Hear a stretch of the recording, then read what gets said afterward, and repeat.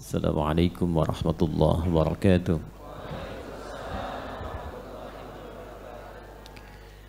Jemaah sekalian, saudara-saudariku, kita awali perjumpaan kita di duha ini dengan bersyukur pada Allah Subhanahu wa taala.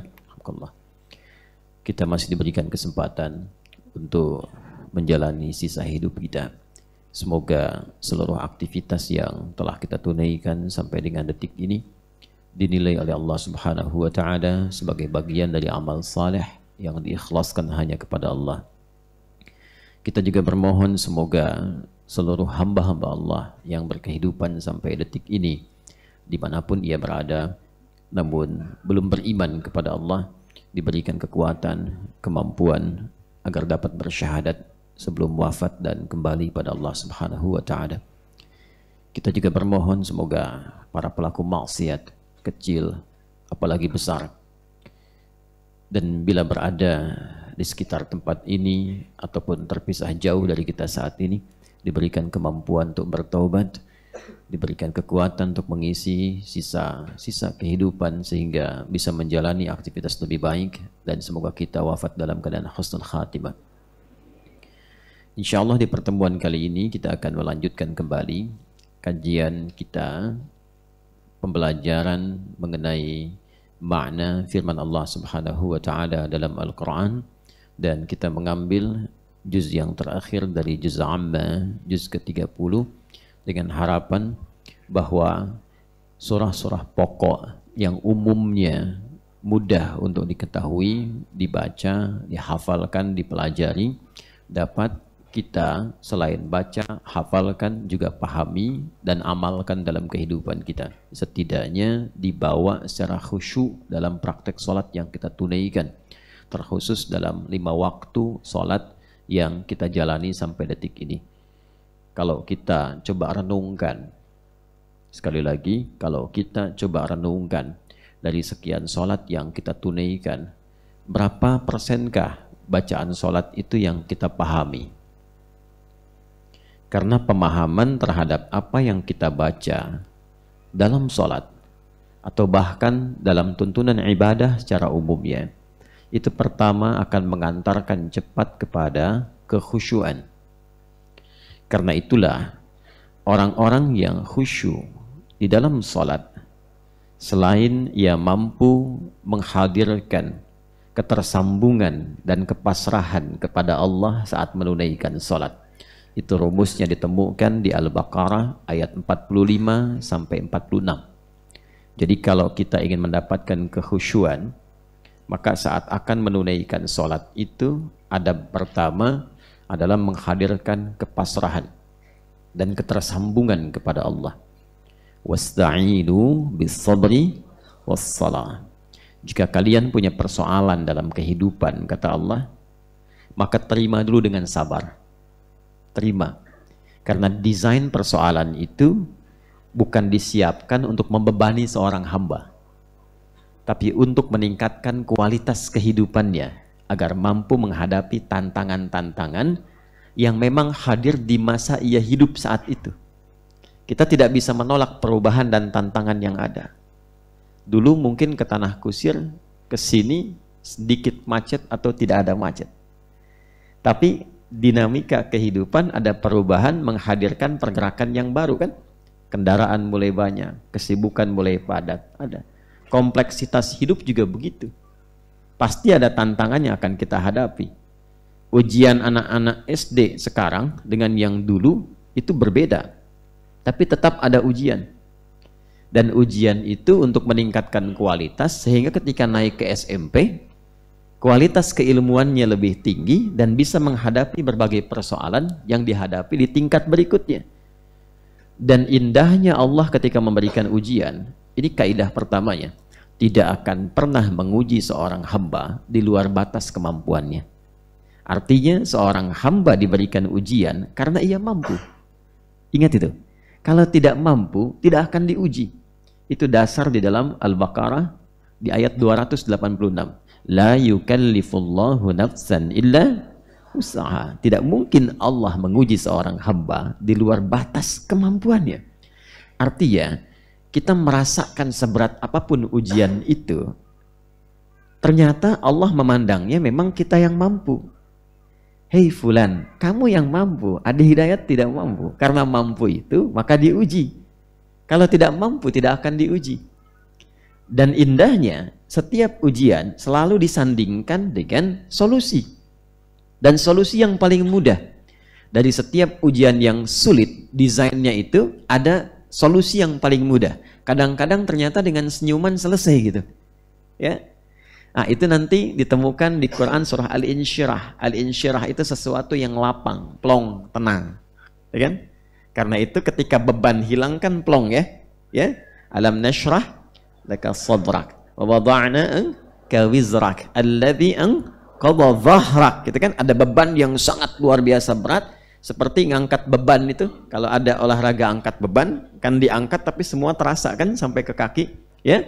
Tapi itu semua ditujukan untuk meningkatkan kualitas kita. Wa rafa'na laka dzikrak, untuk mengangkat supaya supaya kualitas lebih tinggi lagi. Ya. Tapi yang paling indah, perhatikan baik-baik. Inna ma'al usri yusra. Seberat apapun persoalan yang sedang kamu hadapi, selalu yusra. Ada solusi yang aku siapkan dengan penuh kemudahan. Usrun itu sesuatu yang dirasakan sepakat sulit. Ya, padanannya nanti ada lagi kata lain untuk menunjukkan kesulitan. Sa'bun. Sa'bun itu kesulitan yang relatif. Bagi si fulan sulit, bagi yang lain mudah. Ya, bahasa Jepang mudah atau sulit? Oh, sulit ya bagi kita yang belum belajar. Ya? Orang Jepang kan mudah ya. Ya, saya waktu ke Jepang anak kecil segini udah bisa bahasa Jepang tuh. Kecil ya. Relatif ya. Baik, tapi ada kesulitan yang semua mengatakan sulit. Ya, bawa mobil sulit atau mudah? Bukan mengendarai mobil, bawa mobil. Sulit ya? Oke, sulit ya. Nah, itu usrun namanya. Sa'bun itu relatif, usrun itu sepakat sulit. Ya. Dan di setiap kesulitan yang dirasakan, seberat apapun kata Allah, itu selalu ada solusi. Inna ma'al usri yusra. Solusi yang termudah ini secara psikologis memberikan kesan kepada jiwa kita begini. Ini kata Al-Quran itu begini. Kalau sedang merasakan satu ujian, seberat apapun, tanamkan pada jiwamu, pasti akan selesai. Pasti tuntas. Pasti ada solusinya. Itu secara psikologis mengurangi beban. Paham ya? Seberat apapun. Ini yang nyampaikan Allah, bukan saya. Ya, nah nanti kalau kita sudah merasakan itu, apapun masalahnya, di rumah tangga, kan? Di pekerjaan, kalau sedang ada tugas, ujian, atau masalah seberat apapun, tanamkan pada diri kita. Allah tidak akan pernah uji saya, kecuali saya mampu. Pasti selesai. Tapi nggak usah dibikin status di media sosial. Pasti ujian ini akan berlalu. Gitu. Tidak usah. Ya, tancapkan pada jiwa. Setelah itu, nanti akan ada ketenangan pengantar yang hadir dalam jiwa. Itulah yang dimaksud dengan syarah, insyirah. Nah, kalau sudah lapang itu ada pengantarnya, bawa dalam sholat. Ini yang dimaksud wasta'inu bis-sabri was-salah. Ya, bawa dalam sholat. Makanya ketika kita sholat, kita sampaikan kepada Allah, ya Allah, Engkau perintahkan aku untuk membawa persoalanku dan memohon solusi kepadamu dalam sholat. Sekarang aku sholat, aku mohon kepadamu solusi. Itu yang kita katakan, iyyaka na'budu wa iyyaka nasta'in. Hanya kepada Engkaulah aku sekarang mencurahkan segala persoalanku melalui ibadah ini. Ya, na'budu itu maksudnya sholat. Itu yang dimaksud di Quran surah ke-20 Taha ayat 14. Innani anallahu la ilaha illa ana fa'budni wa aqimis salata li dzikri. Ya, sungguh akulah Allah, tidak ada Tuhan yang dipertuhankan dan layak untuk disembah kecuali aku, kata Allah. Maka sembah aku. Fa'budni, sembah aku. Lewat apa? Lewat salat. Wa aqimis salat. Maka kita datang dalam salat, kita katakan iyyaka na'budu. Itu. Lalu setelah itu apa? Wa iyyaka nasta'in. Ya Allah, Engkau perintahkan aku wasta'inu bis sabri was Sekarang kami nasta'in, kami minta kepadamu seperti apa yang kau perintahkan.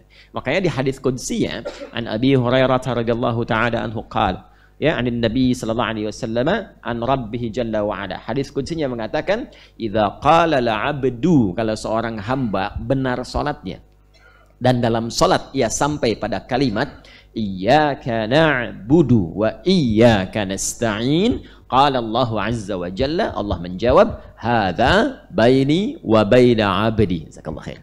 Hadza baini wa baina 'abdi. Ini perjanjian, komitmen antara aku dengan hambaku, wali 'abdi ma sa'al. Kalau hambaku benar salatnya, apapun yang ia minta sampai dengan kalimat itu, nasta'in, aku akan berikan, aku akan kabulkan.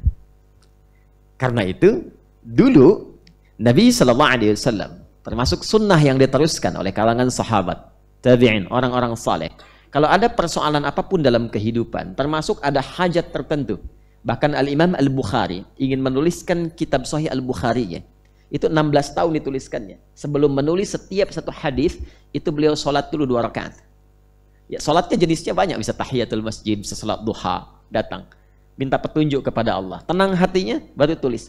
Dimulai di Makkah Al-Mukarramah, di Masjidil Haram, berakhir di Masjid Nabawi, ya, di Al-Munawwarah. Jadi ternyata sholat itu solusi. Nah, hanya sholat benar itu tidak mudah dilakukan kecuali bagi orang khusyuk. Wa innaha lakabiratun illa 'alal khashi'in. Siapa orang khusyuk itu? Nah, ini balik ke pernyataan awal yang tadi saya sampaikan. Untuk khusyuk dalam sholat, yang pertama itu mesti ada kepasrahan dan tersambungan kepada Allah. Ayat 46-nya, alladzina yadhunnuna annahum mulaqu rabbihim wa annahum ilaihi raji'un. Orang khusyuk itu ciri pertamanya orang yang menyiapkan diri sebelum sholat. Jadi khusyuk ternyata dimulai sebelum sholat.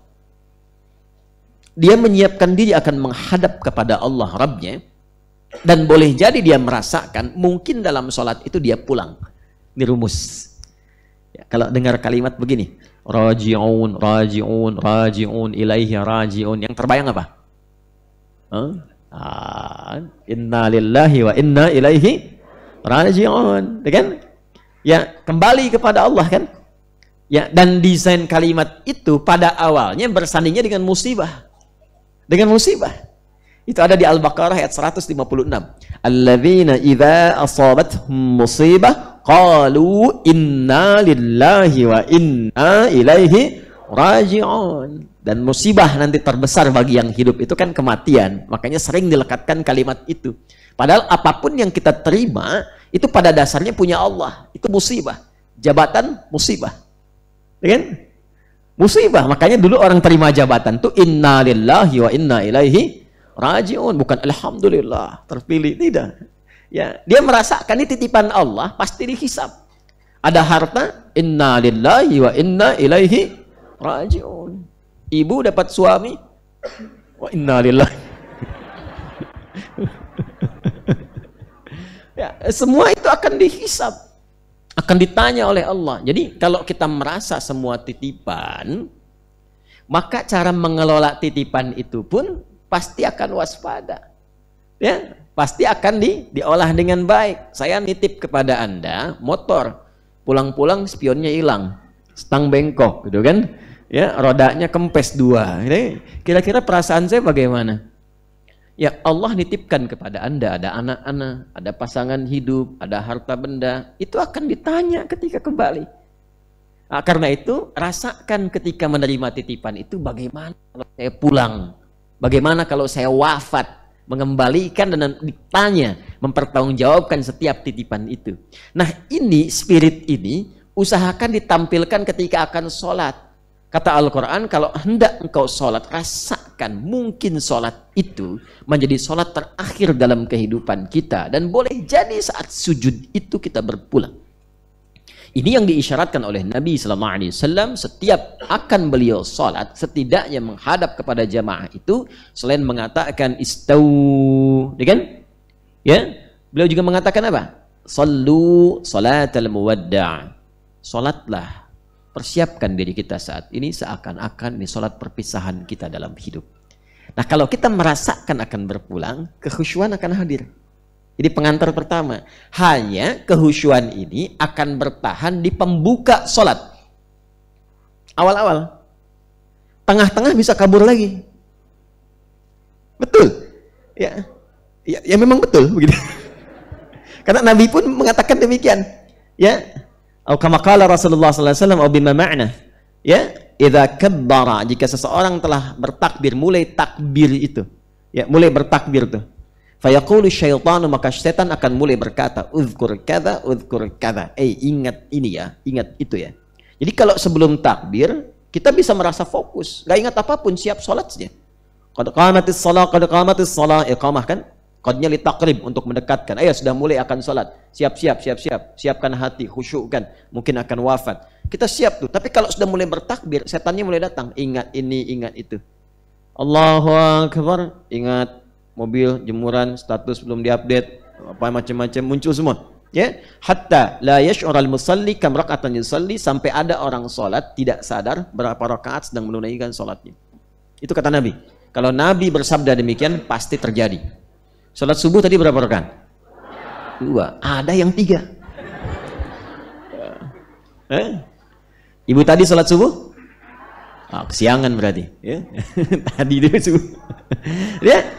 Ada yang 3, padahal cuma 2. Maka untuk bisa mengurangi itu dan bisa menepikan hal yang mengganggu supaya bisa fokus dalam sholat, salah satunya apa? Salah satunya adalah mencoba mempelajari, memahami bacaan-bacaan yang dibaca dalam sholat. Itu isyaratnya ada di Quran surah ke-29 ayat 45. Utlu ma uhiya ilaika minal kitab wa aqimis shalah.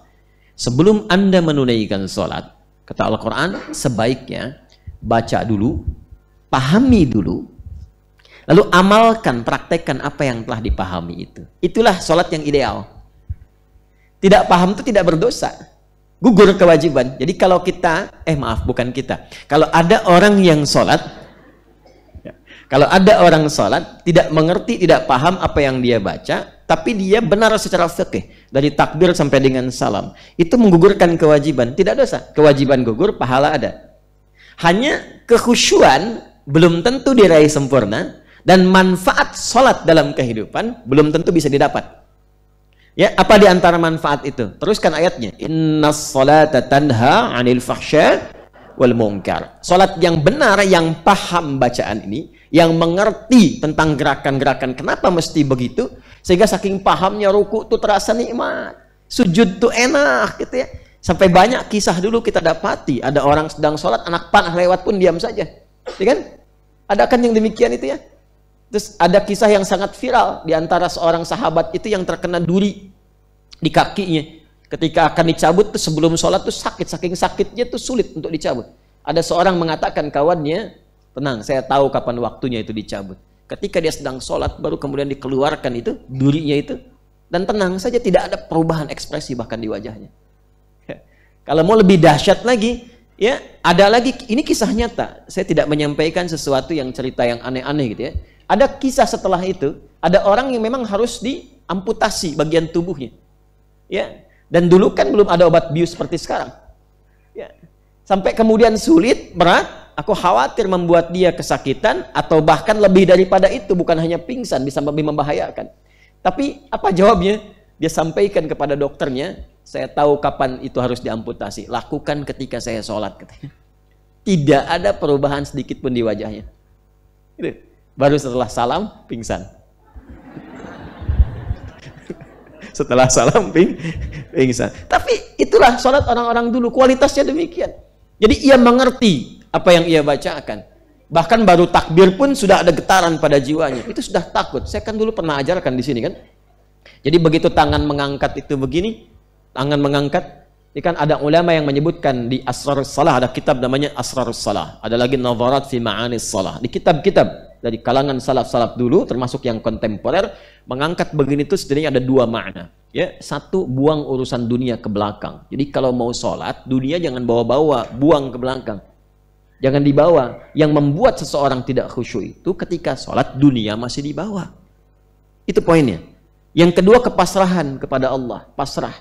Ini yang dimaksud tadi, wa inna ilaihi rajiun. Begitu lisan mengucapkan Allahu Akbar, dunia kecil semua, hanya Allah sekarang yang agung. Ya, tapi itu secara hikmah, kalau paham makna, itu dalam ke hatinya. Ya Allah, aku berikrar Engkau yang paling agung, paling besar, paling hebat. Tapi bahkan sebelum sholat pun, kadang aku membawa kebesaran dalam kehidupan. Merasa lebih hebat dibanding orang lain. Ilmu yang paling tinggi, harta yang paling banyak, kedudukan yang paling berpangkat. Itu hal demikian. Dan pada saat yang sama merasakan bagaimana aku kalau diwafatkan dalam keadaan sombong dan agung itu. Muncullah kepasrahan. Disitulah kemudian dia berkata, Allahumma ba'id baini wa baina khataya. Ya kecilnya pengakuan. Itu kalau paham itu begitu. Ya Allah, aku akui, aku tuh banyak dosanya. Ya. Namun aku menyadari, Engkau pemaaf yang tiada batas bagi rahmatmu. Maka aku mohon ya Allah, pisahkan aku dan jauhkan dari kesalahan yang aku perbuat. Seperti Engkau jauhkan timur dan barat yang tidak pernah menyatu. Jangan buka itu lagi di hari kiamat. Aku taubat sekarang. Kalau di hari kiamat dikatakan, فَمَنْ يَعْمَلْ مِثْقَالَ ذَرَّةٍ خَيْرًا يَرَهُ وَمَنْ يَعْمَلْ مِثْقَالَ ذَرَّةٍ شَرًّا يَرَهُ. Yang kecil sekecil apapun dibuka, baik ataupun buruk. Allahumma naqqini minal khataya kama yunaqqa thawbul abyadu minad danas. Allahumma ighsilhu bil ma'i wal thalji wal barad. Kalau perlu ya Allah, bersihkan dengan apapun yang mampu menghilangkannya, sekaligus sekalipun aku mesti merasakan dengan sesuatu yang dingin ataupun sesuatu yang berkonsekuensi lebih daripada itu. Yang penting aku taubat. Itu baru takdir, apalagi itu dibawa dalam sujud, nikmat. Saking nikmatnya kadang-kadang tak sadar tiba ajal dan dia wafat dalam keadaan sujudnya. Nah, itulah yang dimaksud kehusyuan ketika itu dipahami dengan baik. Nah, pengantar kepada kehusyuan itu adalah memahami kurikulum kehidupan yang petunjuknya terdapat dalam Al-Quran. Jadi Quran diturunkan itu bukan sekedar untuk dibaca, tapi kurikulum hidup untuk dipraktekkan. Mustahil mempraktekkan petunjuk itu kalau kita tidak memahaminya.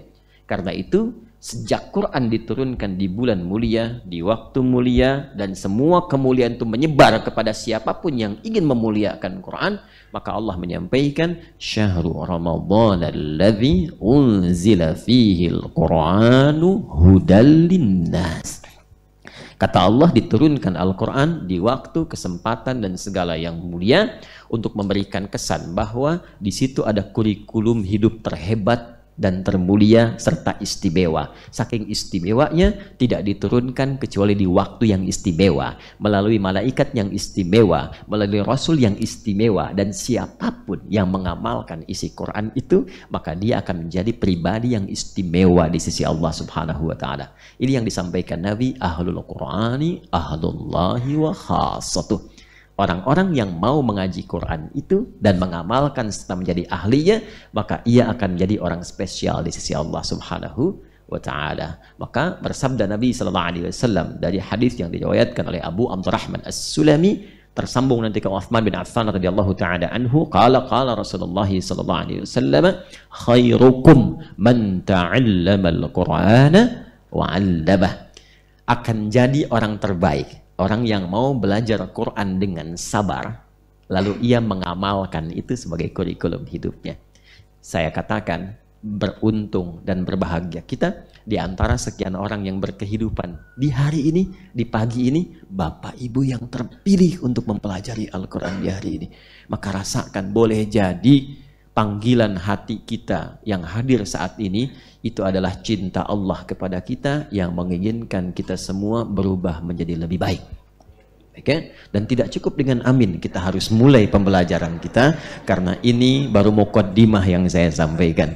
Saya tutup muqaddimahnya dengan sabda Nabi sallallahu alaihi wasallam yang tercantum dalam Sahih Al-Bukhari di Kitab Al-Ilmi an Muawiyah radhiyallahu taala anhu qala Rasulullah sallallahu alaihi wasallam, may yuridillahu bihi khaira yufaqihu fid din. Kalau seorang hamba siapapun dia, Allah enggak pandang jabatannya, hartanya, ilmunya, status sosialnya. Kalau sudah diinginkan oleh Allah menjadi orang baik, maka akan dibimbing oleh Allah untuk datang ke majelis ilmu dan mempelajari dengan serius apa yang akan dikaji. Baik, mari kita mulai. Kita akan lanjutkan kembali pembahasan surah An-Naba. Bismillahirrahmanirrahim. Surah An-Naba. Sebelum kita memulai, saya ingin bertanya, kemudian memperkenalkan serta memastikan terlebih dahulu. Surah An-Naba, surah urutan keberapa di mushaf? 78. Berapa jumlah ayatnya? Baik. Diturunkannya itu sebelum hijrah atau setelah hijrah? Sebelum hijrah. Kalau sebelum hijrah, Makkiyah atau Madaniyah?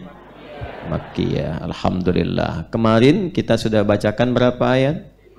5 ayat. Sudah dites sebelum masuk tadi. Alhamdulillah. Baik. Hafal ya? Karena saya ingin pastikan bacaan benar, paham benar, lalu amalkan. Kalau ingin awet, gini, setiap sholat, sunnah khususnya, pakai yang telah kita hafalkan itu. Akan terbawa terus. Itu metode sahabat Nabi dan generasi setelahnya begitu. Yang paling viral dalam hadis, periwayat hadis-hadis Quran itu ada namanya Abu Abdurrahman As-Sulami. Jadi jalur-jalur menghafal Quran itu rata-rata dari beliau. Kata beliau, akhadtul Qur'ana an qaumin atau an aqwamin. Saya itu belajar Quran bukan dari 1-2 orang, dari banyak sahabat, banyak kelompok-kelompok sahabat. Ternyata semua metodenya sama. Jadi kalau sedang talaqi itu tidak diperkenankan banyak-banyak. Paling banyak kata beliau 10 dulu. Setelah 10 bacaannya benar, setelah itu dicoba untuk diamalkan dulu. Diamalkan. Nanti kalau sudah merasakan kenikmatan ayatnya, sudah mempraktekkan dalam kehidupan, menjadi Quran yang berjalan, baru kami diperkenankan meneruskan kembali kepada ayat berikutnya. Jadi kami belajar Quran, fata'allamnal Qur'ana, kami belajar Quran sekaligus qira'atan wa amalan, bacaan dan prakteknya secara langsung. Nah, mempraktekkan bacaan itu paling gampang metodenya dibawa dalam sholat sunnah. Ya, kalau sedang tidak bermakmum di masjid misalnya, kan imam punya bacaan sendiri. Nah, pakai itu aja nggak apa-apa, bukan aib kok. Bahkan ada sahabat yang hobinya itu qul huwallah saja. Betul. Kalau tarawih pernah nggak hadir di satu masjid yang rakaat keduanya qul huwallah terus? Ada, ya. Nah, itu jangan banyak disoal karena sanadnya ada dalam hadis. Yang disoal itu kalau bacaannya mungkin ya tidak terlampau tartil misalnya, tapi sanad itu ada. Ada seorang sahabat yang diadukan oleh sahabat lain karena bosan. Ya, apa bosannya? Setiap rakaat kedua qul huwallah lagi, qul huwallah lagi, qul huwallah lagi, qul huwallah lagi. Ya, rakaat ini qul huwallah, selanjutnya qul huwallah, selanjutnya qul huwallah. Dia diadukan ke Nabi, dipanggil, diklarifikasi. Nabi begitu tuh, tidak menghukumi kecuali jelas pembuktiannya. Kenapa engkau baca qul huwallah terus di setiap rakaat kedua? Ini kawanmu ngadu gitu. Itu imam waktu itu. Kata beliau, karena aku mencintai Allah dan mencintai semua sifat-sifat keagungan terkait Allah yang ada dalam surah itu. Maka turun berita kepada Nabi, Nabi mengatakan, Allah menyampaikan kepadaku untuk diteruskan kepadamu bahwa engkau mencintai Allah, Allah pun mencintaimu. Itu sanadnya. Tapi jangan jadikan alasan untuk mengurangi bacaan ayat ya, karena Nabi pun mempraktekkan lebih daripada itu. Artinya baca qul huwallah aja kalau benar dicintai Allah, apalagi baca Al-Baqarah. Paham ya? Baik. Nah, jadi saya inginkan begini, kalaupun kita baca kemarin 5 ayat, setelah itu salat sunnah itu aja dulu baca. Teknya begitu. Kami kalau ngajarkan hafalan ke anak-anak begitu. Jadi dari 5 bagi 2, 3 rakaat pertama, 2 rakaat kedua. Terus, nggak apa-apa, nggak usah bosen. Sampai nanti selesai seharian, nanti ayatnya itu meresap dalam jiwa kita. Kayak Al-Fatihah. Saya tuh kalau mengajarkan Quran hafalan lancar seperti Al-Fatihah, nggak gitu. Ya. Setelah Ar-Rahman Ar-Rahim apa? Maliki Yaumiddin. Setelah Iyyaka na'budu wa iyyaka nasta'in. Sebelum Alhamdulillahi Rabbil Alamin. Nah, seperti itu. Langsung keluar. Itu kan karena terus dibaca. Ya, coba saya tanya lagi. Setelah nun wal qalami wa ma yasturun, karena jarang dibaca. Jadi kalau kita bawa terus praktekkan nanti meresap dan otomatis Qur'annya ada dalam jiwa kita dan membimbing kita untuk beraktivitas. Ya, jadi kita mulai dulu dengan 5 ayat tadi, kita bacakan lagi, kemudian setelah itu kita teruskan tafsirnya, melanjutkan dari apa yang kemarin telah kita bahas. A'udzu billahi minasy syaithanir rajim.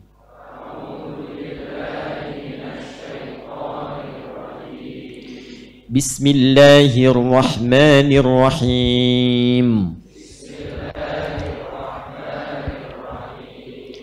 Amma yatasaalun.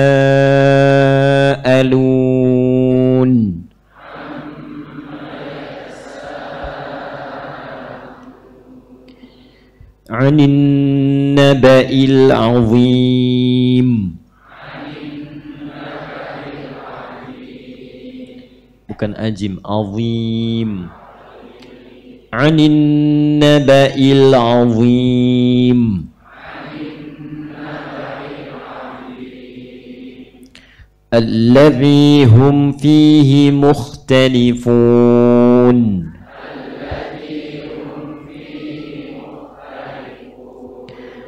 Kalla saya'lamun.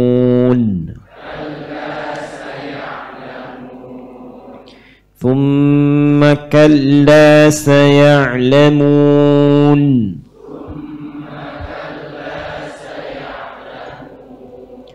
ثم كلا سيعلمون.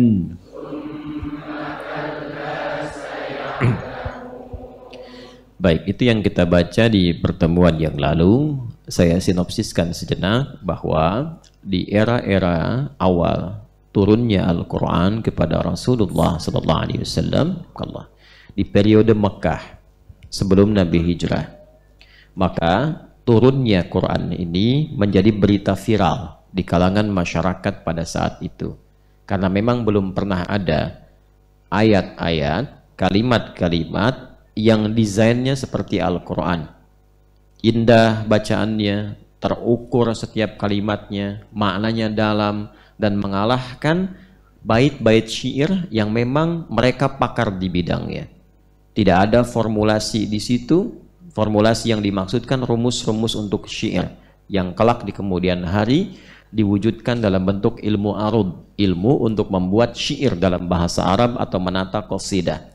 Rumusnya ada 16. Dari formulasi tawil misalnya, tawilun lahudun al-bukhuri fadailu fa'ulun mafa'ilun fa'ulun mafa'ilu, dari sini dikeluarkan bikin puisi sesuai dengan rumus ini. Atau rajaz misalnya, mustaf'ilun mustaf'ilun mustaf'ilun mustaf'ilun mustaf'ilun mustaf'ilun, maka dibuat puisi rumusnya ini. Indah, kadang ujungnya sama semua, kalimatnya tertata.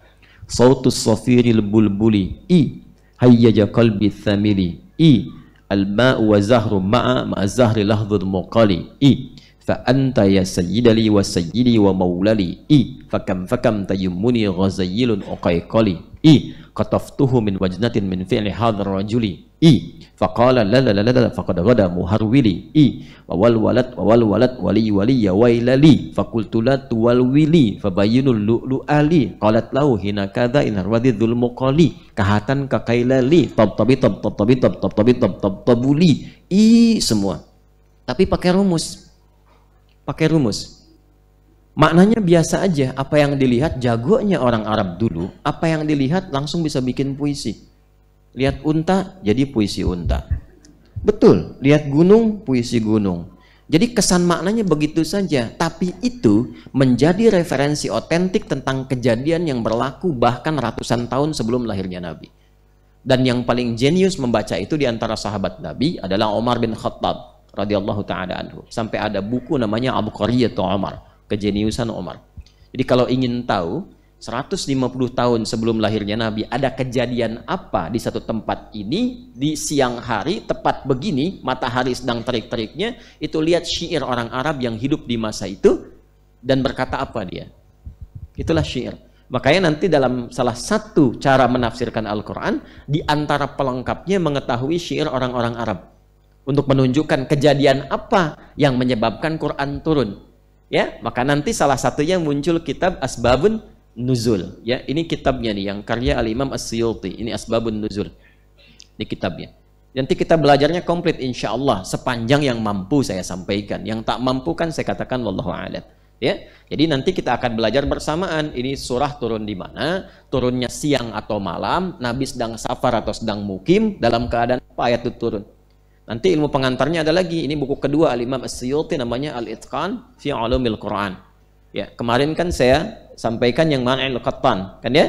Mana'il Qattan saya tampilkan yang Mabahith fi Ulumil Quran, itu yang sederhana. Ini yang agak advance sedikit. Al-Itqan fi Ulumil Quran. Di sini nanti disebutkan tentang ayat-ayat yang turunnya, misalnya apakah Nabi sedang safar atau sedang mukim. Makanya nanti kalau kita paham tentang ayat-ayat itu, kita tahu bagaimana kalau sedang safar, baca ayatnya apa, kapan boleh mengqasar, kapan kemudian boleh dijama, dalam situasi bagaimana. Ya, lalu kita akan tahu ayatnya turun siang atau malam. Malamnya sedang malam dingin atau malam-malam biasa, ada badai atau tidak. Makanya nanti jangan aneh kalau ada orang misalnya nggak perjalanan tapi bisa jama'. Ada nanti fikih maliki. Nah, kita bisa paham itu. Nanti dibawanya kemana? Dalam profesi. Seorang dokter mau operasi misalnya, ya, prediksikan operasi itu tindakan akan dilakukan dari mulai misalnya jam 12:30 sampai jam 5, bahkan menjelang maghrib, memungkinkan sampai ke maghrib. Artinya lewat asar kan? Padahal dia tidak sedang safar. Kalau dia tidak tahu hukum itu dan ayat terkaitnya, bisa dibayangkan zuhurnya sholat, begitu adzan asar, Allahu Akbar, sebentar ya, saya sholat dulu. Padahal itu udah dibuka, jantung udah begini-begini itu, ya kan bahaya. Nah ini kitabnya ini Al-Itqan fi Ulumil Quran. Nanti ada Al-Burhan fi Ulumil Qurannya Zarkashi dan sebagainya. Nanti kita kumpulkan sehingga pembelajarannya terasa lebih lengkap. Nah kembali, Quran viral pada masa itu karena memang Quran tidak punya formulasi yang dibuat manusia, nggak sama. Ya, karena itu firman Allah. Karena itu sepakat Quran bukan makhluk. Ingat itu. Kalau makhluk artinya manusia bisa buat itu. Jelas ya? Makhluk artinya apa? Manusia bisa buat itu. Makhluk yang dimaksudkan maksudnya karya yang dibuat, ya, yang diciptakan, dibuat, produk manusia, itu maksudnya. Karena orang Arab pun pada masa itu yang pakar di bidang bahasa Arab dan sastra mengakui bahwa ini beda. Tapi menariknya, Quran itu tata bahasanya indah, semua. Wadduha wal-laili idza ma wadda'aka rabbuka wa ma walal akhiratu khairul laka minal semua. Tapi dicari rumusnya nggak ada. Makanya bingung, mereka langsung viral seketika di kalangan masyarakat. Ini kok nggak sama seperti pakar-pakar yang buat, seperti yang viral di masa mereka itu. Akhirnya dicari, dan menariknya dibaca dengan dialek apapun sempurna juga. Di Arab itu dialeknya banyak. Ada yang nggak bisa bisanya saja. Itu kalau dipaksa pun sampai kiamat kurang 2 hari itu nggak akan bisa. Dibilang wadduha wadduhi. Dibilang dipaksa nggak bisa. Sepeda, ya. Sepeda. Barangnya kan tetap sama, kan? Nah, jadi ketika dibaca dengan dialek itu, tetap bunyinya. Wadduha wal-laili idza saja ma wadda'aka rabbuka wa ma qala. Sama semua tuh. Dan itu nanti dialek yang muncul. Tapi maknanya sama, serupa, tidak ada perbedaan. Itulah indahnya Quran, langsung viral. Yang kedua, itu maknanya menghunjam kepada jiwa, bukan makna biasa. Kalau syair biasa tuh abas istilahnya. Ya, apa aja disyairkan. Lihat pohon, syair. Mirip film-film India kan, lihat pohon nyanyi gitu kan. Lihat bunga nyanyi gitu kan. Nah, dulu orang jahiliyah juga mirip-mirip begitu. Dan ibu-ibunya kalau jalan-jalan kadang dikasih gelang di kakinya. Ingin tampil sehingga jalannya kecil-kecil gitu, ingin kelihatan itu. Itu tabarruj namanya. Maka nanti ada ayat wala tabarruj dan tabarrujal jahiliyatil ula. Jadi mereka tuh seperti itu, refleks. Apa aja dibuat, Quran tidak. Apa yang disampaikan langsung memunculkan getaran kepada jiwa. Makanya kan Umar bin Khattab itu dengar Toha langsung jatuh hatinya. Toha, ada hujam kepada jiwanya. Langsung berubah. Dan banyak orang ketika mendengar Quran itu seburuk-buruknya, catat kalimat ini ya, bikin status juga boleh. Sejahiliyah-jahiliyahnya orang jahiliyah. Ulang ya, sejahiliyah-jahiliyahnya orang jahiliyah dengar 2 huruf dari Quran, bisa tobat. Artinya kalau ada orang sekarang yang mengklaim tidak seperti jahiliyah, diperdengarkan berhuruf-huruf dari Quran belum tersentuh, berarti ada sekat dalam jiwanya yang melebihi keburukan orang jahiliyah di masa lalu. Orang jahiliyah itu kan dikenal buruk, tapi dengar Quran bisa tersentuh jiwanya dan bisa membawa mereka sadar dan tobat. Ada apa dengan orang sekarang yang bahkan hatinya tidak sekeras batu, tapi keadaannya lebih keras dibandingkan dengan batu? Bacakan Yasin, belum tersentuh. Al-Kahf belum tersentuh. Al-Baqarah belum tersentuh. Dengan cara apa lagi mesti dilunakkan hatinya? Alam ya'ni lilladzina amanu an tahsya'a qulubuhum li dzikrillah. Apa belum tiba saatnya semua untuk ingat kematian bahwa akan kembali kepada Allah? Belum tibakah saatnya untuk taubat? Itu kata Al-Quran. Dan itu ada di surat Al-Hadid. Besi yang keras. Besi yang keras saja bisa lunak. Kenapa hatimu yang tidak seperti besi kok nggak lunak-lunak? Ya. Nah, itulah indahnya Quran sampai viral. Dan di antara yang viral berita dari Quran itu adalah berita tentang hari kiamat, hari kebangkitan, dan setidaknya perpisahan kita dengan dunia. Mereka karena terpisah jauh dari wahyu cukup lama, sekitar 600 tahun sebelum era Nabi Sallallahu Alaihi Wasallam.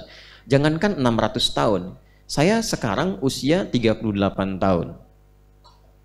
38 tahun lebih 20 hari. Ya, saya urut ke belakang. Saya lahir hari Selasa, 11 September 1984. Sampai dengan sekarang berarti usia saya 38 tahun lebih 20 hari. Tarik 10 tahun ke belakang. 10 tahun ke belakang, kalau kita lihat sudah ada perbedaan kan dengan sekarang? Ya? 10 tahun ke belakang ada Google enggak? Kendaraan seperti sekarang tidak? Tidak. Kita masih bisa menikmati pemandangan yang bagus-bagus, kan? Alam dan sebagainya. Interaksi bisa langsung, masih kenal dan tahu serta dengar siapa yang wafat di 3 bukit ke belakang. Apalagi 20 tahun ke belakang, ya? Tarik. Tapi perubahannya begitu cepat. Kekinian sudah mulai lupa dengan tetangga. Sudah mulai lupa dengan kawan. Sudah mulai lupa dengan perhatian. Itu baru jarak 10-20 tahun, apalagi 600 tahun. Sudah mulai lupa dengan petunjuk Nabi Isa alaihissalam sebelumnya. Sudah mulai lupa dengan petunjuk ke Nabi Musa alaihissalam sebelumnya. Sudah mulai lupa dengan petunjuk Nabi Ibrahim alaihissalam sebelumnya. Padahal beliau itu ya melahirkan anak nanti Nabi Ismail alaihissalam yang berkehidupannya di situ, meninggikan bangunan Ka'bah di situ, mewariskan di situ, tapi lupa. Dan problemnya kalau sudah lupa itu suka tidak ingat. Itu masalahnya. Betul ya? Ya. Maka diturunkan Rasul untuk mengingatkan. Basyira wa nadhira, memberikan kabar baik sekaligus mengingatkan. Ingat loh, kamu itu akan pulang. Ingat, kamu akan meninggal. Ingat, kamu akan wafat. Ya. Nah, orang-orang pada masa itu tahu akan meninggal, tapi tidak sadar apakah ada kehidupan setelah meninggal atau tidak. Maka di antara ayat yang Quran itu, ya, yang turun itu di Al-Quran, ada ayat-ayat yang mengingatkan tentang kehidupan setelah kematian. Dan berbahagianya kita sebagai muslim, berbahagia, mesti bersyukur. Silahkan komparasikan, silahkan cari, silahkan bandingkan. Demi Allah saya katakan, tidak akan Anda temukan satu pun keterangan dengan detil yang menerangkan tentang proses kehidupan di dunia, di alam kubur, sampai ketika berpulang, hisabnya bagaimana, hisab yasira yang ringan bagaimana, yang berat bagaimana, kitabnya seperti apa, bagaimana surga, bagaimana neraka, pintunya ada berapa, amalannya apa, kecuali dalam Islam. Ini menunjukkan benarnya ajaran dalam Islam. Dan siapa yang bisa menerangkan itu selain pembuatnya, selain penciptanya? Ya, kalau Anda pembuat pesawat, Anda bisa menerangkan pesawat dengan detil. Kalau Anda pembuat mobil, Anda bisa menerangkan semua unsurnya dengan detil. Kalau Anda pencipta semesta, Anda bisa terangkan dengan detil. Nah, inilah wujud nyata kebenaran Al-Quran. Detil diterangkan tentang kehidupan kita. Ini menunjukkan tidak mungkin ada yang menyampaikan informasi itu kecuali penciptanya, kecuali pembuatnya. Nah, ini yang seharusnya membuat kita lebih yakin dengan hidup. Bahwa apa yang kita lakukan ini ada aturannya. Apa yang kita kerjakan itu ada petunjuknya. Dan kita mesti yakin. Ya, kalau kita memang yakin dengan keadaan pencipta dengan segala rupa, kita pun mesti yakin bahwa satu saat kita pulang. Dan itu ditunjukkan sebelum ke sini kan lewat tempat pulang kan? Ada kuburan tanah kusir kan? Ya kan? Harap-harap bisa ke tanah suci, ternyata ke tanah kusir kan? Ya? Berarti satu saat akan pulang kan? Nah, sekarang saya mau bikin gambar begini. Ya. Skemanya begini. Sekarang kita ada di mana? Ya, di Masjid An-Nur ya, tanah kusir. Di bumi, di dunia kan? Masih ingat, bumi itu tempatnya. Al-Ard. Al-Ard itu pada asalnya setiap tempat yang dipijak sebetulnya. Ard. Fokus. Sifatnya disebut dengan dunia. Dunia itu sifatnya. Ya. Ad-dunya. Dari kata dana yadnu dunuwan wa dunyaan. Sesuatu yang rendah, cepat, hilang, punah. Itu dunia. Jadi sehebat-hebatnya status yang disandang saat di dunia, pada akhirnya akan punah. Kalau bukan dunia yang meninggalkan kita, kita yang meninggalkan dunia. Dan semua sifat yang ada di dunia itu pasti akan rusak. Fana sifatnya. Itu ada gelas. Dibiarkan, nggak usah diapa-apakan, rusak sendiri. Itulah dunia. Jadi mempertahankan apapun pada akhirnya hilang. Itulah dunia. Jabatan apakah selamanya? Tidak, ada batasnya. Kekayaan ada batasnya. Artinya apa? Segala sesuatu yang kita lakukan, semua dalam konteks berkehidupan di sini, dimanapun tempatnya di bumi ini, mau di tanah kusir, Jakarta, di Jawa secara umumnya, di Sumatera atau Indonesia secara umumnya, ataupun di luar Indonesia, pada akhirnya sifatnya tetap sama. Sepanjang di sini sifatnya ini. Sepanjang di Ardun sifatnya ini. Ardun itu tempat yang dipijak. Sekalipun keluar dari bumi, tinggal di bulan, tinggal di Mars, setiap memijak itu Ardun namanya. Tetap fana juga, wafat juga, selesai juga. Nah ini maaf sekali, bukan sekedar diketahui tapi harus disadari. Kalau hanya tahu, anak kecil pun tahu. Tapi kalau sadar, membuat kita berpikir. Dari berpikir itu kita menyiapkan diri. Jadi setelah pergi dari sini, pulangnya kemana? Itu kan pertanyaan dasarnya. Ya. Nah, ada karakteristik orang yang memahaminya hidupnya di sini saja. Kalau sudah selesai, ya selesai, nggak ada kehidupan lagi. Itulah fase berpikir awal kalangan masyarakat jahiliyah sebelum ayat Quran turun. Wa ma yuhlikuna illa dahru. Oh, kami itu kalau meninggal ya sudah selesai, nggak ada hidup lagi. Itu konsepsi dasar jahiliyah. Jadi kalau ada orang sekarang mengatakan kehidupan itu cuma sekarang, setelah itu nggak ada kehidupan lagi, kita katakan Anda terlambat. Orang jahiliyah 15 abad lalu sudah pernah menyampaikan itu sebelumnya. Dan argumen mereka dipatahkan, digugurkan oleh Al-Quran sehingga mereka taubat. Jadi orang jahiliyah saja yang belum ada Google, belum ada listrik, belum ada PLN, belum ada macam-macam, ya, belum ada kenaikan harga, belum ada macam-macam dan sebagainya, itu bisa taubat. Kenapa? Anda yang mengalami situasi lebih modern kok berpikirnya jauh di bawah standar jahiliyah? Halo? Kenapa tersenyum? Ya. Kita ngaji tafsir ya. Nah, ini poinnya. Nah, jadi kita mesti sadar dulu, dan kesadaran itu ditampakkan oleh Allah lewat indrawi kita. Pernah melihat, menyaksikan jenazah itu diantarkan ke kuburan? Pernah. Pernah melihat, disaksikan, sekarang banyak kan di media-media, bahkan di media sosial, orang-orang yang saat menjelang wafatnya pernah melihat? Pernah ya? Artinya wafat itu nyata kan? Meninggal itu nyata kan?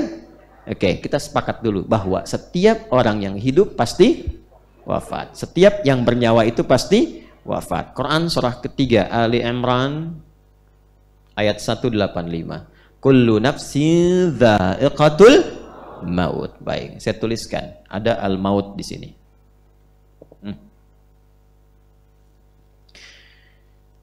Maut itu kematian. Mati itu dari bahasa Arab. Ya, mati itu yang dapat maut. Yang dapat hadiah maut, ya, ya mendapatkan kematian. Ada kematian. Pelan-pelan. Yang akan mendapati maut, ya, CM, calon meninggal. Ya. Kita semua CM nih, CM. Saya juga ya, semua calon meninggal. Sudah divonis kita. Vonisnya ajal namanya. Vonisnya apa namanya? ajal. Ya, ajal. Bukan di Quran surah ke-7 ayat 34. Walikulli ummatin ajal. Jangankan 1-2 orang, semua generasi yang berkehidupan di ardun dengan sifat dunia itu pasti punya batas waktu hidup yang dirahasiakan oleh Allah supaya kita semangat menjalani hidup sekaligus waspada kapan saja ajal tiba kita siap. Itu maksudnya.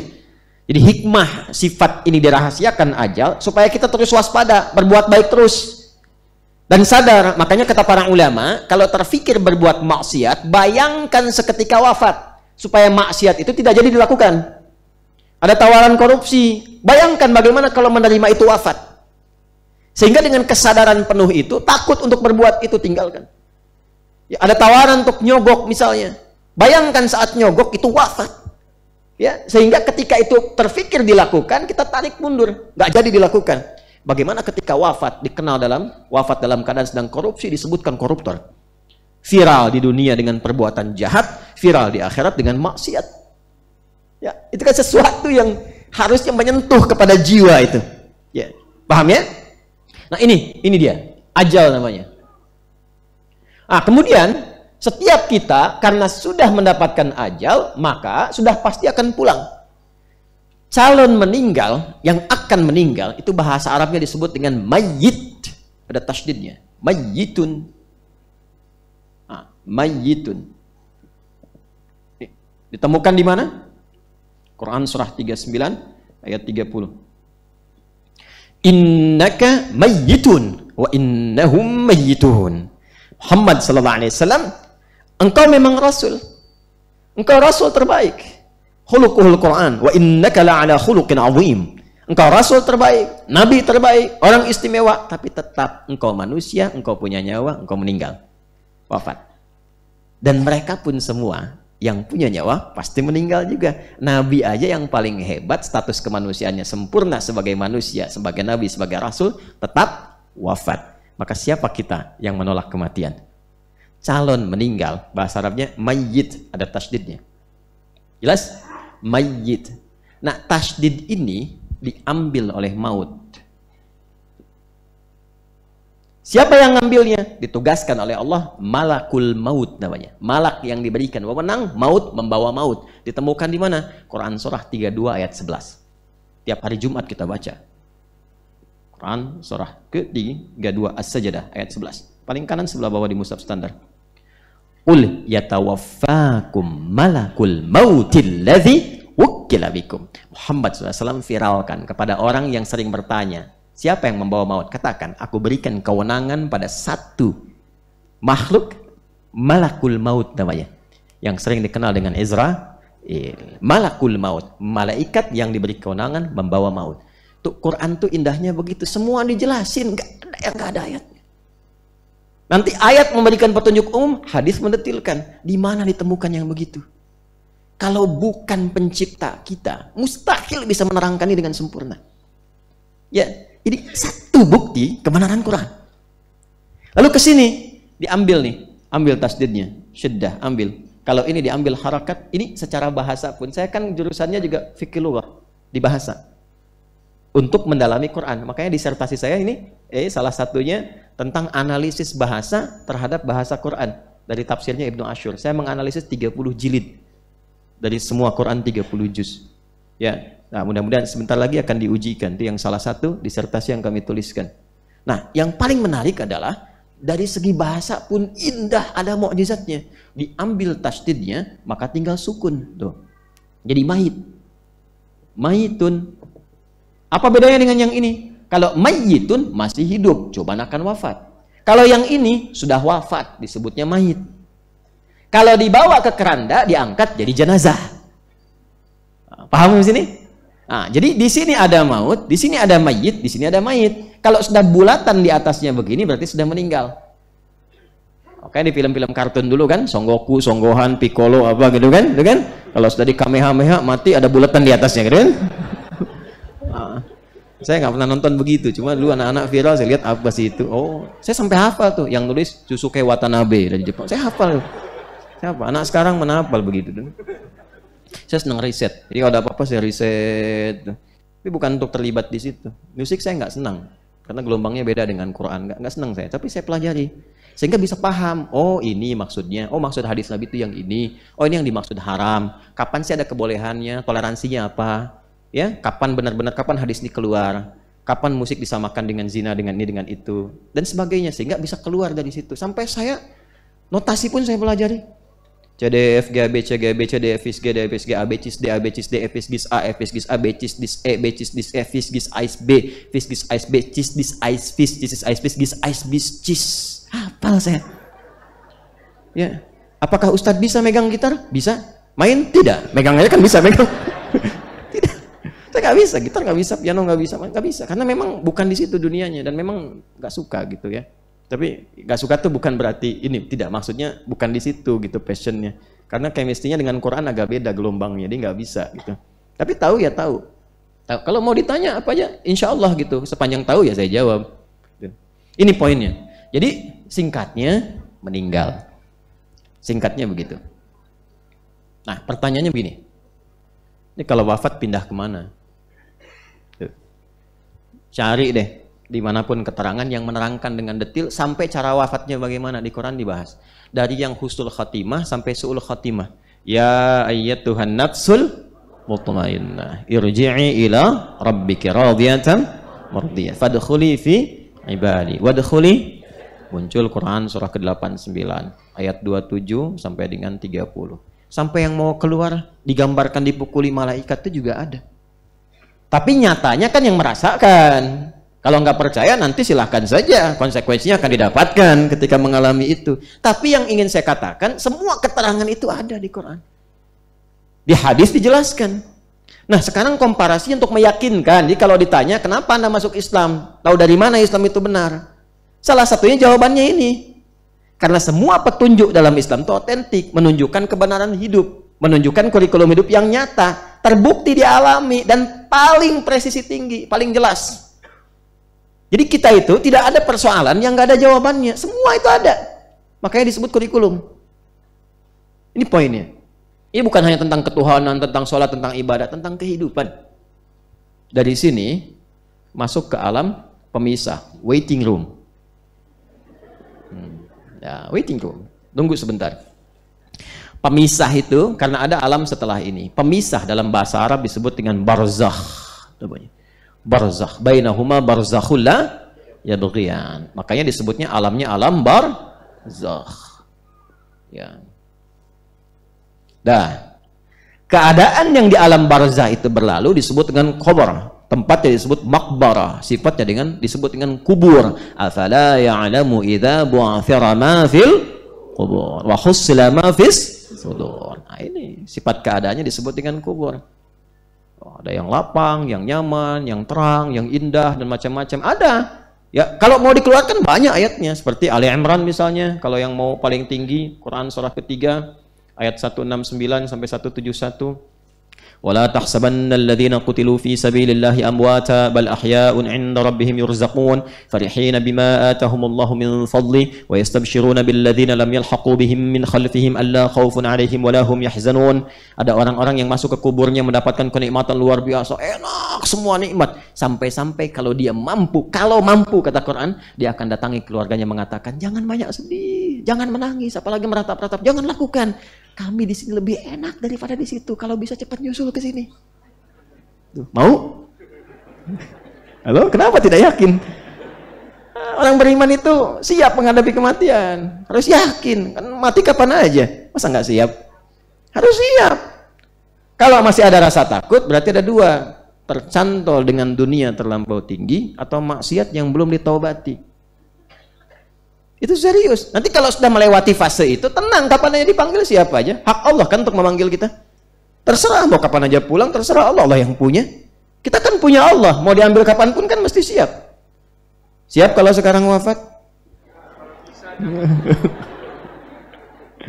Ya, banyakin istighfar supaya tenang. Jadi kalau dalam keadaan apapun, kita sedang taubat, istighfar, sholawat. Mudah-mudahan wafatnya sedang istighfar.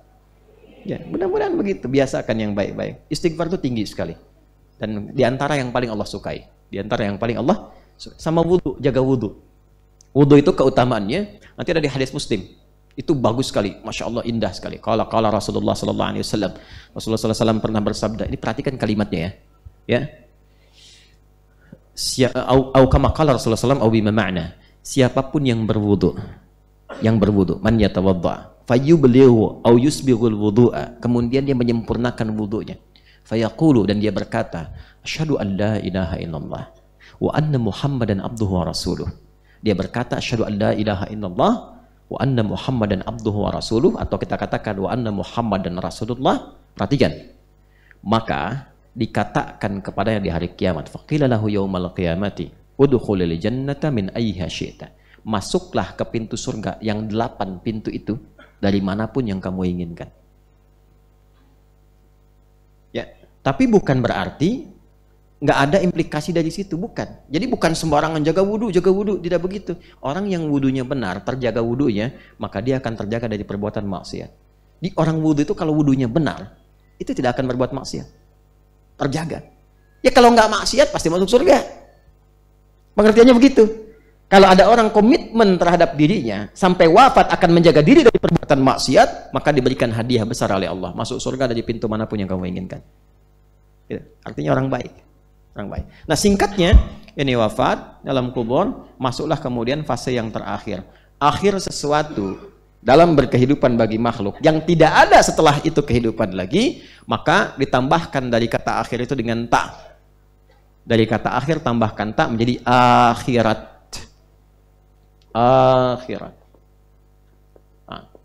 Akhirat.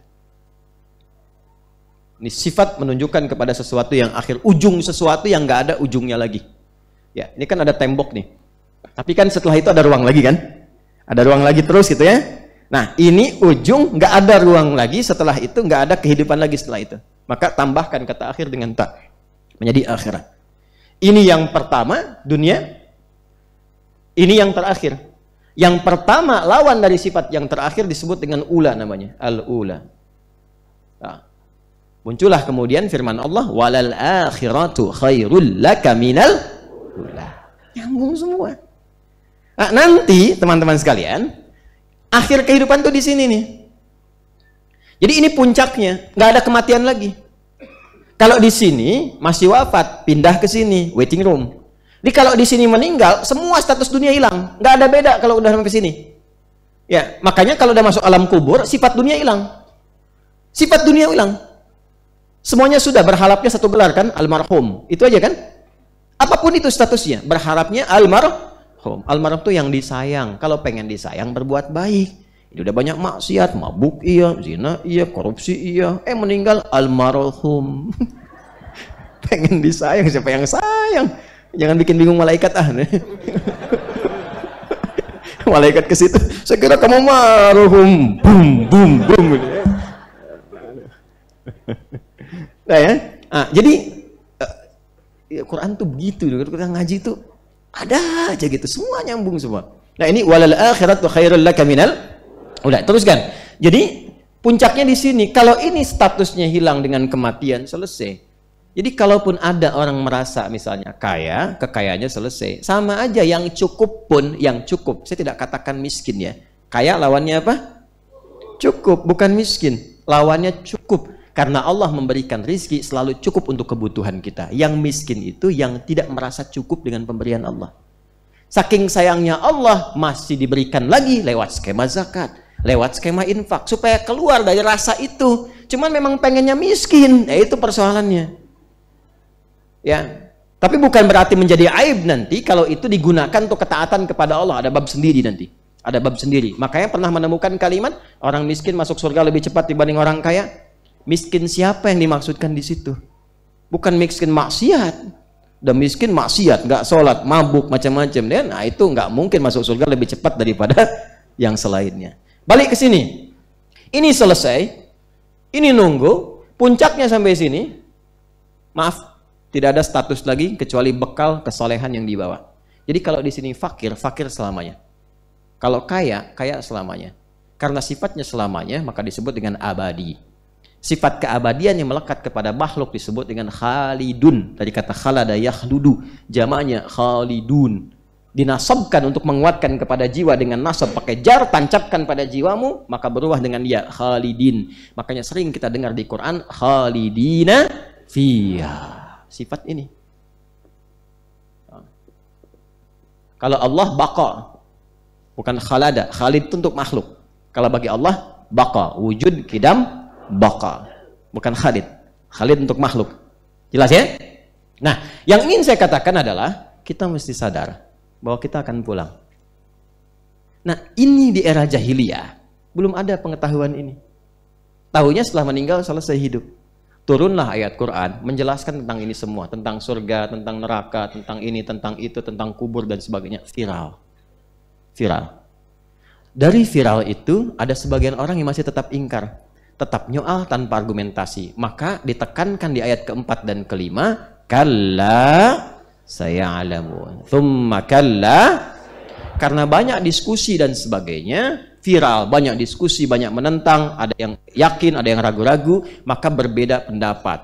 Ada yang berbeda, berdebat dan sebagainya, disebut ikhtilaf. Orang yang ikhtilaf mukhtalif, jamaknya pakai un di ujungnya, tinggal tambahkan un membentuk jamak. Muslim satu orang, muslimah perempuan satu orang, jamakkan muslimun. Soim satu orang, banyakkan soimun. Mukmin satu orang, banyakkan mukminun. Mukhtalif satu orang, banyakkan mukhtalifun. Alladzi hum fihi mukhtalifun. Kita berhenti di kalimat mukhtalifun. Ini di sini viral, banyak jadi perbincangan. Di tempat mereka ngopi dibicarakan, di tempat mereka diskusi dibicarakan, di tempat mereka niaga dibicarakan, viral.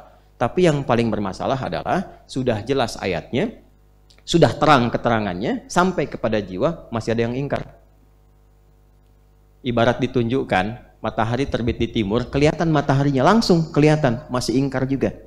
Maka orang seperti ini, turunlah ayat yang keempat. Kalla, ini yang kita turunkan. Ini belum dibahas kan yang kallanya? Baru makna umum kan? Nah, kita masuk kepada ayat yang keempat. Nah, ini yang mau kita kaji sekarang. Di sini materi pokoknya. Yang tadi mukadimah kedua. Ini baru kita ngaji nih. Ya. Kalla. Saya tuliskan 4. Kalla saya'lamun. Yang sebelumnya, tafsir sebelumnya silahkan dilihat di episode sebelumnya. Yang ini kita masuk ke 4 dan 5. Tsumma kalla saya'lamun. Ya, 4, 5. Kitab tafsir yang menjadi rujukan hari ini namanya tafsir Ruhul Ma'ani. Apa namanya? Ruhul Ma'ani. Bukan ruhut, ruhul.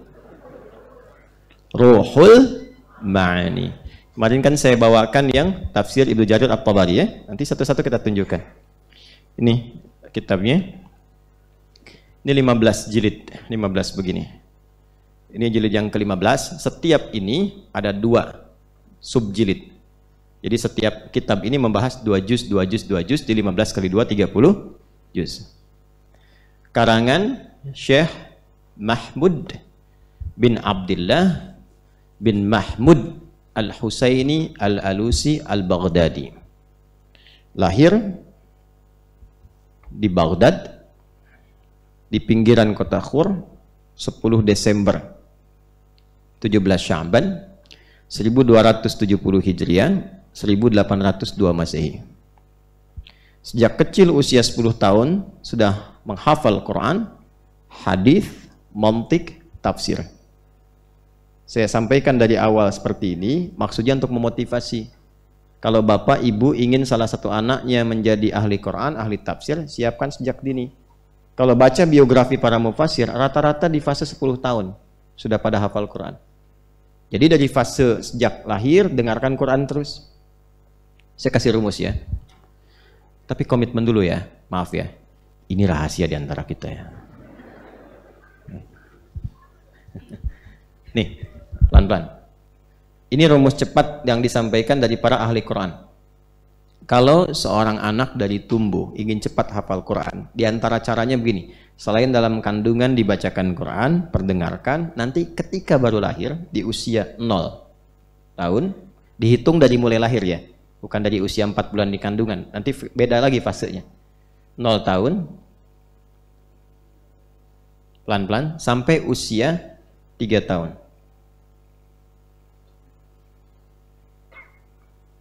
Sudah?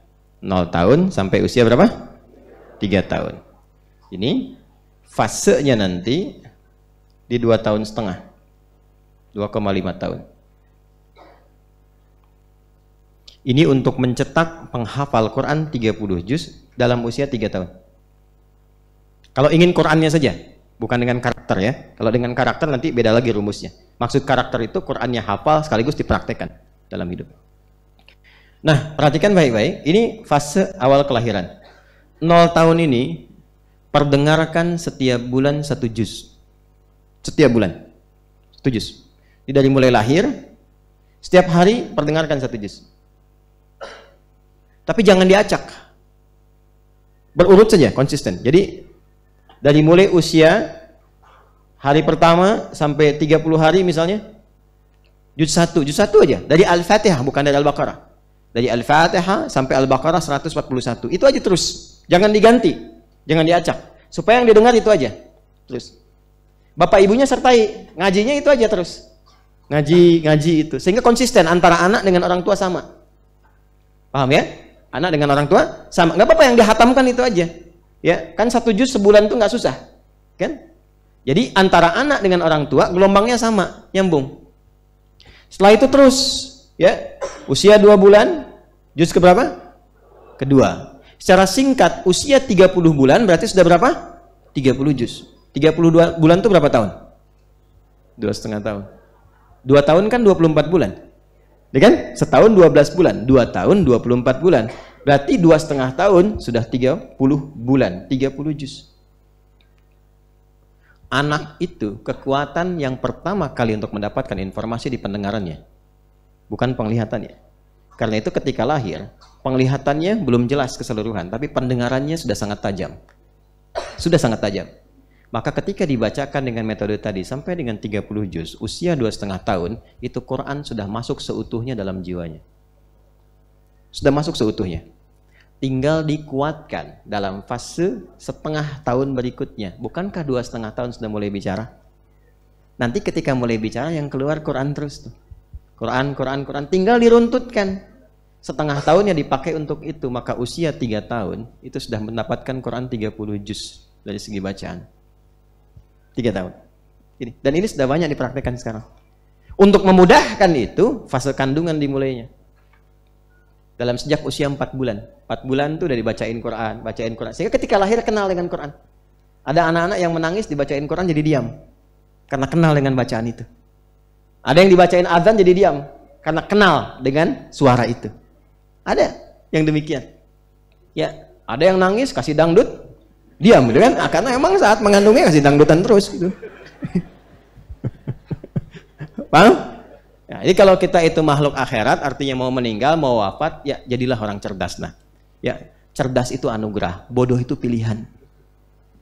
Bikin status ya, cerdas itu anugerah, bodoh itu pilihan. Jadi kalau udah dikasih anugerah, jangan memilih untuk keluar dari situ. Dah, pelan-pelan. Fokus ya, ini satu. Nah, kita kembali lagi sekarang. Teman-teman sekalian, ini beliau, Syekh Mahmud ini, Al-Alusi, kemudian menjadi pakar yang sangat luar biasa di bidangnya, sampai jadi mufti, mengajar, dan sebagainya. Di antara karyanya adalah tafsir Ruhul Ma'ani. Jadi kalau ada tafsir-tafsir Quran yang bagus, maka ini intinya, ini ruhnya katanya. Ini maknanya, ini bahasa balaghah saja. Maksudnya, ini tafsir saya susun dengan berkualitas, bukan nulis asal-asalan.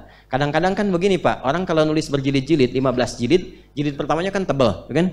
Jilid keduanya kan agak berkurang. Jadi kalau jilid pertama 1000 halaman, jilid kedua 500, jilid ketiga 2,5 gitu kan, 250. Terus sampai jilid penutup cuma 10 halaman tuh kan? Ya kan? Ada yang begitu ya? Kalau ini enggak. Ini tuh jilid yang terakhir Pak, tebalnya masih segini.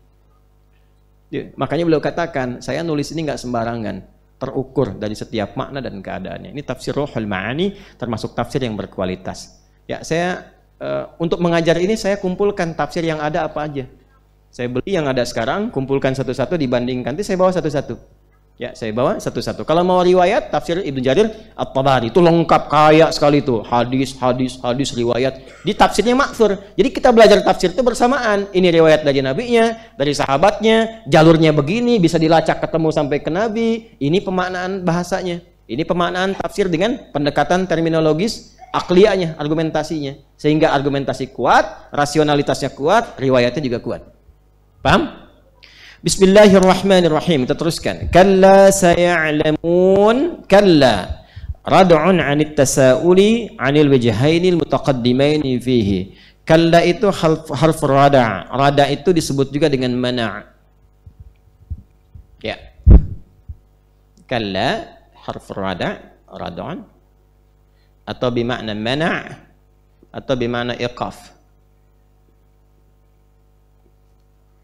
Berarti mencegah atau menghentikan sesuatu, mencegah atau menghentikan sesuatu yang tidak berfaedah, tidak bermanfaat, atau sesuatu yang membahayakan, yang melahirkan madarat.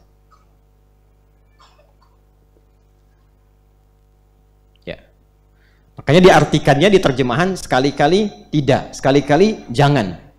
Tapi kalau kita cuma dapatkan begitu saja, sekali-kali jangan, sekali-kali tidak, sekali-kali aja yang tidak, gitu kan? Misalkan kadang-kadang begitu, ya. Pengaruh ke hatinya tuh nggak dalam gitu. Tapi kalau kita mengerti kalau ada kala berarti ada bahaya. Itu maksudnya. Kalau ada kala berarti ada yang tidak bermanfaat. Kalau ada kala berarti ada yang madarat. Jadi kalau Anda temukan kata kalla dalam Al-Quran, berarti informasi yang disampaikan menunjukkan ada sesuatu perbuatan yang membahayakan. Ada sesuatu yang tidak bermanfaat. Harusnya orang beriman itu tidak mengerjakan itu. Karena semua orang beriman, perilakunya manfaat semua. Jadi kalau ada orang beriman berbuat yang tidak bermanfaat, berarti ada masalah dengan imannya. Karena itu disebut mukmin karena bermanfaat. Mata memandang yang bermanfaat, telinga dengar yang bermanfaat, lisan bicara yang bermanfaat. Kalau lisan berkata yang tidak bermanfaat, berarti pengaruh iman ke lisannya tipis. Kenapa tipis? Karena ada perbuatan-perbuatan di lisan yang tidak dilakukan menguatkan iman. Iman itu sandingannya taat. Iman sandingannya taat. Lawannya maksiat. Jadi kalau perangkat iman dipakai taat, iman akan menguat. Perangkatnya apa? Tubuh. Ini perangkatnya nih, dari ujung kepala sampai ujung kaki. Kalau lisan dipakai taat, kata-kata yang baik saja, yang mulia saja, imannya akan kuat. Makanya dilatihnya dengan kalimat thayyibah, subhanallah, alhamdulillah, Allahu akbar, istighfar dipakai dalam sholat supaya lisan berkata baik. Nah sebaliknya, kalau lisannya bergeser dari taat, keluarnya maksiat, dipakai untuk berkata yang kotor terus dan sebagainya, sehingga dia menjadi tidak sensitif pada kebaikan, bahkan anti terhadap kata-kata mulia. Wah, katanya seperti para kiai saja, sok soleh kamu. Sudah begitu, ini menunjukkan bermasalah imannya. Sama, sampai ke tangan, sampai ke kaki. Karena itu setiap perbuatan kita seringkali disertakan iman di dalamnya. Man kana yu'minu billahi wal yaumil akhir falyakul khaira au yasbut. Kata Nabi, kalau merasa beriman, lisannya pasti baik. Kalau nggak baik, ada masalah di imannya. Yang disentuh imannya loh, bukan lisannya. Seakan-akan berkata begini, kamu mukmin bukan sih? Orang beriman bukan sih? Orang beriman tuh nggak begitu. Bahasa Qurannya begitu. Kata Nabinya begitu. Jadi kalau kita terjemahkan dengan terjemah bebas, ini kalimatnya sopan tapi dalam banget. Ya.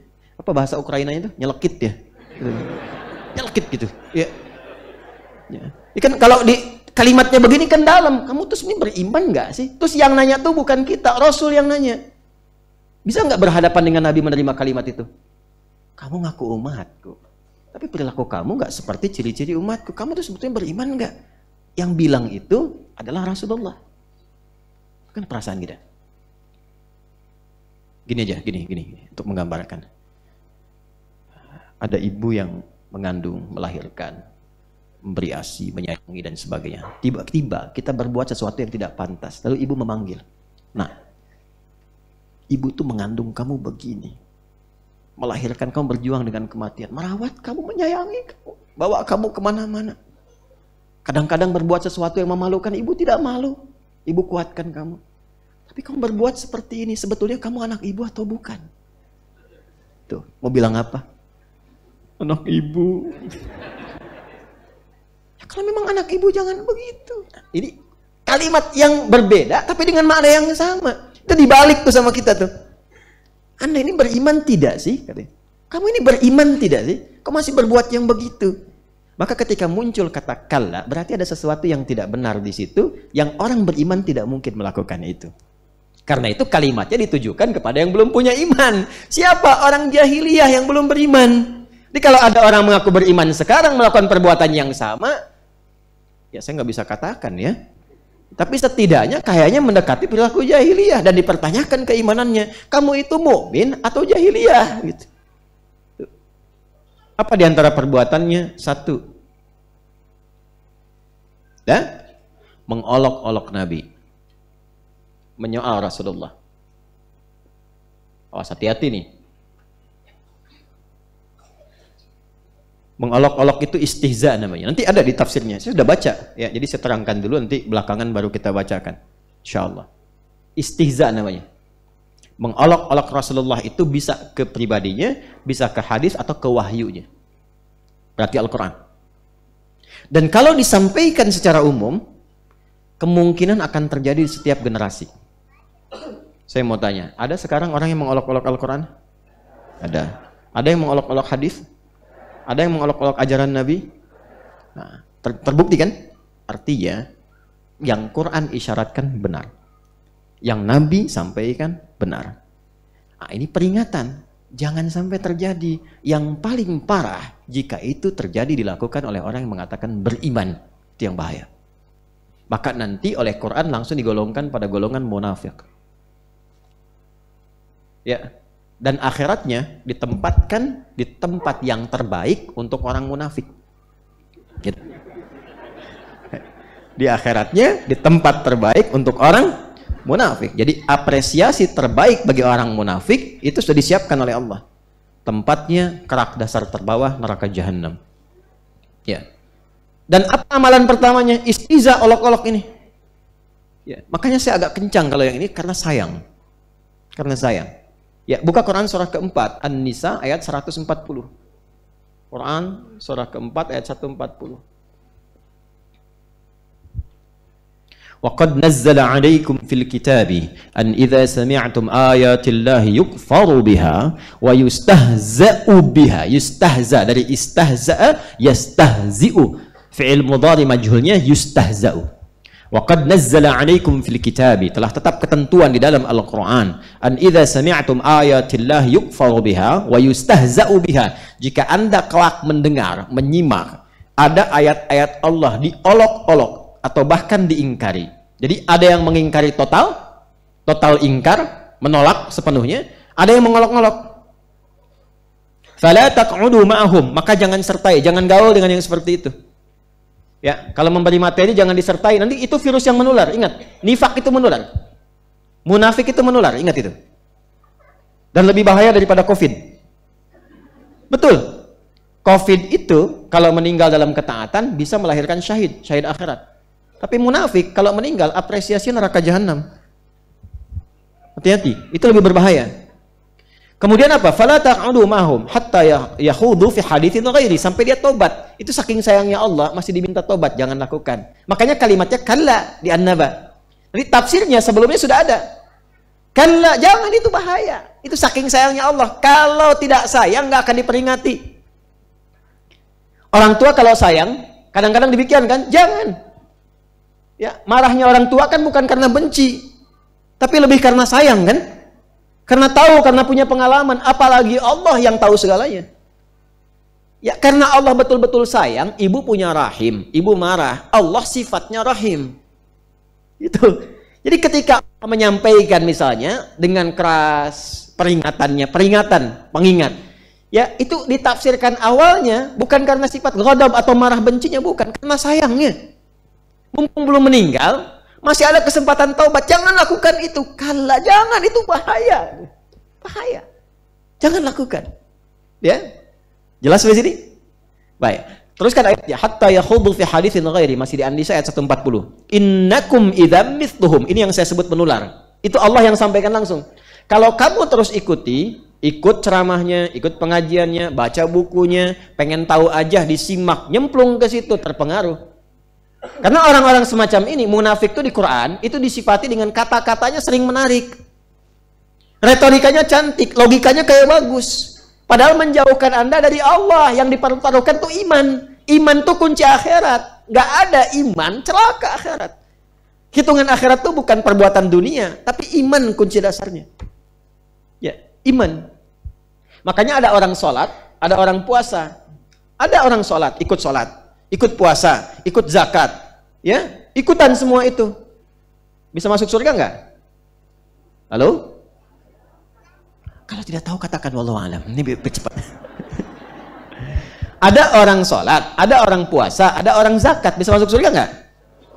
Belum tentu kalau dia tidak beriman. Nah, imannya nomor satu. Kan sekarang ada orang sholat ikut-ikutan sholat kan, tapi belum beriman.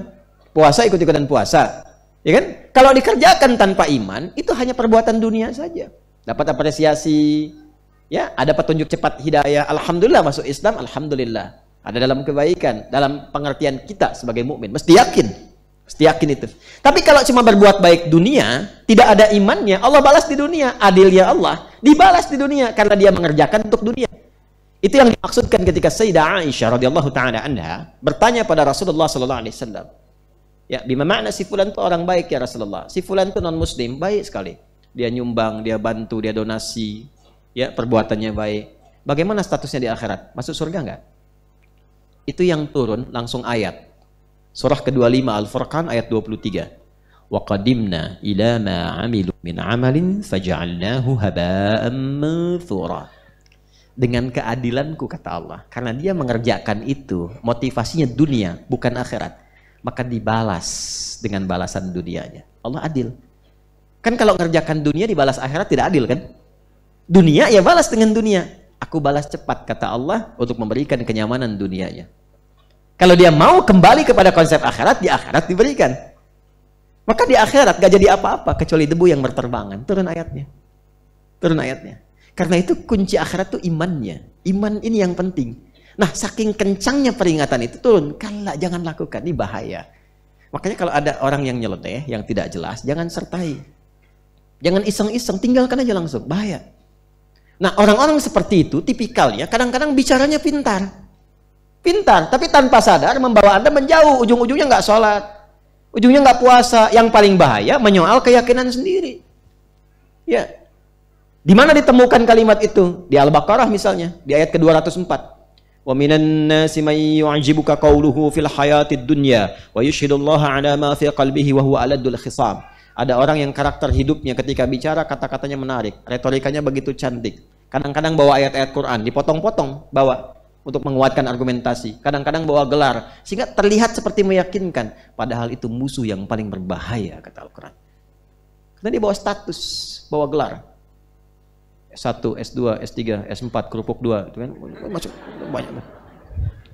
Karena saya suka pengen senyum sendiri. Ini orang belajar tinggi-tinggi sampai S3, tapi nggak kenal Allah. Kalah sama anak TK yang belum sekolah SD. Saya ngapain sekolah tinggi-tinggi kalau konslet pulangnya? Sekolah tinggi-tinggi tapi nggak kenal Allah. Sedangkan ilmu itu ada untuk menguatkan iman. Anda kalau belajar di kampus IPK 4 nggak kenal Allah, belum pintar Anda. Belum pintar. Karena ilmu itu ada untuk mengenalkan kepada Allah. Ilmu apapun itu. Karena itu dibuka iman dulu baru ilmu. Itu ada di Quran surah ke-58 ayat 11. Yarfa'illahu alladhina amanu minkum walladhina utul ilma daraja. Jadi semua perangkat hidup yang ada sekarang itu untuk mengenal Allah. Anda punya jabatan sekarang, pangkat, bintang, macam-macam, tinggi. Tapi kalau dengan kedudukan itu belum mampu mengenalkan bahkan diri Anda kepada Allah, itu belum diakui di hadapan Allah. Ya, harta juga demikian. Berapa banyak harta yang mampu mendekatkan diri Anda dengan Allah? Kalau udah ditambah sampai miliaran, triliunan, belum kenal Allah juga, mau berapa banyak lagi? Sedangkan itu tidak dibawa pulang. Kalla, jangan lakukan begitu. Teruskan ayatnya. Innallaha jami'al munafiqina wal kafirina fi jahannam jami'a. Kalau ada orang mempertahankan nifaknya dan mempertahankan kemunafikannya dalam konteks menyoal agamanya, maka tempat kembalinya yang paling istimewa di neraka kata Allah. Yang paling istimewa di neraka. Apa itu? Jahannam. Bahkan nanti kalau terus baca sampai ayat berikutnya akan ditemukan kalimat innal munafiqina fid darkil asfali minan nar. Di tempat yang paling bawah, di keraknya. Di keraknya. Disatukan dengan orang-orang ingkar. Nah, itu bahaya. Makanya kalau ada yang menyoal Nabi, menyoal ajaran, yang pertama kita lakukan menjauhi itu, yang kedua kita doakan. Yang ketiga kita ingatkan dengan cara yang lembut. Jelas? Halo? Jelas ya? Dan didoakan, karena masih punya hak untuk jadi soleh sepanjang hidup. Itu yang mungkin sering saya tekankan, karena boleh jadi bisa menjadi seorang pecinta Islam yang tinggi ketika menemukan kesadaran. Dan kita dorong dengan doa, ya, mudah-mudahan dengan doa itu melembutkan hati. Ya, ini satu. Ini bagian pertama kalla terkait dengan sifat menyoal atau mengolok-olok. Kedua, bersikap berargumentasi yang tidak wajar, irasional. Berargumentasi yang tidak wajar, tidak rasional. Gak ada manfaatnya maksudnya. Irasional di sini bukan berarti nggak masuk akal gini. Maksudnya menyoal sesuatu nggak punya argumen, lebih dekat kepada tuduhan. Ini maksudnya. Menyoal sesuatu yang tidak memiliki argumentasi, nggak ada hujah, tapi lebih dekat kepada apa? Tuduhan. Oh, hati-hati ya. Nah, sikap orang beriman tidak begitu. Oh, hati-hati nih, hati-hati nih. Turunan dari ini kan ada debat kusir yang tidak jelas. Pernah dengar hadis ini?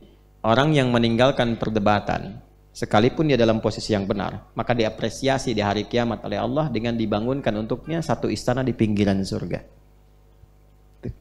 Kok di pinggiran ya Allah? Alhamdulillah gitu aja dapat kan, daripada nggak sama sekali. Masih nawar aja. Ya, ke pinggir surga punya rumah, ke tengah surga punya rumah, ini masih nawar. Ya. Ini ada aja yang begitu ya. Di pinggiran. Gitu ya. Nah, jadi memang ada orang yang kalau kita berdebat itu kita semakin jadi bodoh gitu, walaupun kita benar. Nah, Imam Syafi'i itu kalau pada yang begitu udah tinggalin aja. Ya, tapi kan begini, iya emang ente pinter. Ya. Nggak bisa begitu, iya terserah ente aja deh. Yang kayak begitu tuh kadang ada orang yang memang mesti disenyumin aja. Oh, ya, ya. Maksudnya apa? Ya itu. Ya, nah, jadi kalau ada yang bersikap seperti itu, ada orang yang selang kali menuduh, menyoal, kadang-kadang mempertahankan kesalahan dengan menyalahkan orang pun termasuk bagian ini. Karena ada sikap di antara manusia yang diungkap di dalam Al-Quran, juga keterangan Nabi. Kadang-kadang ada orang begini karena egonya tinggi, menuhankan ego, sehingga dalam keadaan salah pun tetap mempertahankan kesalahan dengan menyoal orang lain. Itu akan ditemukan itu. Ada yang begitu? Akan ditemukan. Akan ditemukan. Sudah tahu salah dan mengerti dirinya salah, tapi menempatkan dirinya bahkan lebih tinggi di atas bintang, sehingga ngejarnya ketinggian untuk mempertahankan itu, bahkan menyoal kepada orang yang benar. Wah, ini bahaya. Kalla, jangan begitu. Kayaknya terjadi nih, Qurannya benar, dia tahu itu benar, dia tahu ayatnya benar, dia tahu menghujam jiwa, yang dituduh malah Nabi. Dia syair nih, dia tukang sihir nih, dia dukun nih, ini produk manusia biasa nih. Untuk menutupi kekurangannya, dia menyoal orang lain dan melampaui nilai-nilai kebenaran. Itu bahasa Qurannya, kalla, jangan lakukan, bahaya. Dan orang Islam, orang beriman yang benar-benar beriman tidak akan melakukan itu. 3. Tidak berdebat pada sesuatu yang sudah jelas. Udah tahu matahari terbit di timur, tenggelam di barat, masih berdebat. Kenapa harus terbit di timur? Sepertinya akan ada pendekatan baru kalau akan terbitnya di tenggara, katanya. Itu kurang kerjaan. Kurang kerjaan. Berdebat pada yang tidak jelas. Yang tidak jelas. Termasuk menyoal yang sudah jelas. Kalau sesuatu sudah jelas, jangan banyak ditanyakan. Kalau banyak ditanya pada yang jelas, nanti yang jelas menjadi semakin tidak jelas. Ya. Dan semakin menyulitkan. Kisah Al-Baqarah kan begitu. Yang dimulai di ayat 67 itu. Ya, kemudian nanti mengerucut di ayat ke 73 sampai 73 dan bisa mengeraskan hati di ayat 74-nya. Padahal kan cuma disuruh nyembelih sapi. Udah jelas sapi mana aja, mau besar mau kecil, Mau yang warnanya kuning, yang merah masih ditanya kan, sapi yang bagaimana? Jadi susah. Oh itu sapinya yang berwarna kuning keemas-emasan. Yang bagaimana lagi? Kan banyak yang begitu, yang nggak pernah dipakai membajak. Yang bagaimana lagi? Yang nggak pernah dipakai untuk yang berat-berat. Akhirnya nyarinya susah. Wa makadu yaf'alun. Jadi kalau disuruh beli sabun sama ibu, sama nenek, beli sabun, nggak usah nanya. Mereknya apa? Oh, saya nggak usah sebut merek, nanti endorse ya. Merek A, cari. Yang di mana tokonya? Apakah yang Maret, yang April, yang Januari, yang mana? Itu yang April. Yang mana? Yang dekat kuburan atau jauh dari kuburan? Yang pelayannya laki-laki atau perempuan? Yang laki-laki. Begitu ke sana balik lagi. Mana sabunnya? Ah, pelayannya perempuan. Padahal yang diminta beli sabun. Jelas ya? Makanya nanti di Al-Maidah di ayat 91 akan turun nanti. Ya. Akan turun kalimat ya ayyuhalladzina amanu, imannya dulu, la tas'alu an asya'a in tubdalakum tasukum. Ayat 101, saya bukan 91 tapi 101. Hai semua orang yang beriman, tipikal orang beriman itu tidak mempertanyakan sesuatu yang sudah jelas. Kalau bertanya pada yang jelas, lama-lama yang jelas nanti menjadi semakin tidak jelas.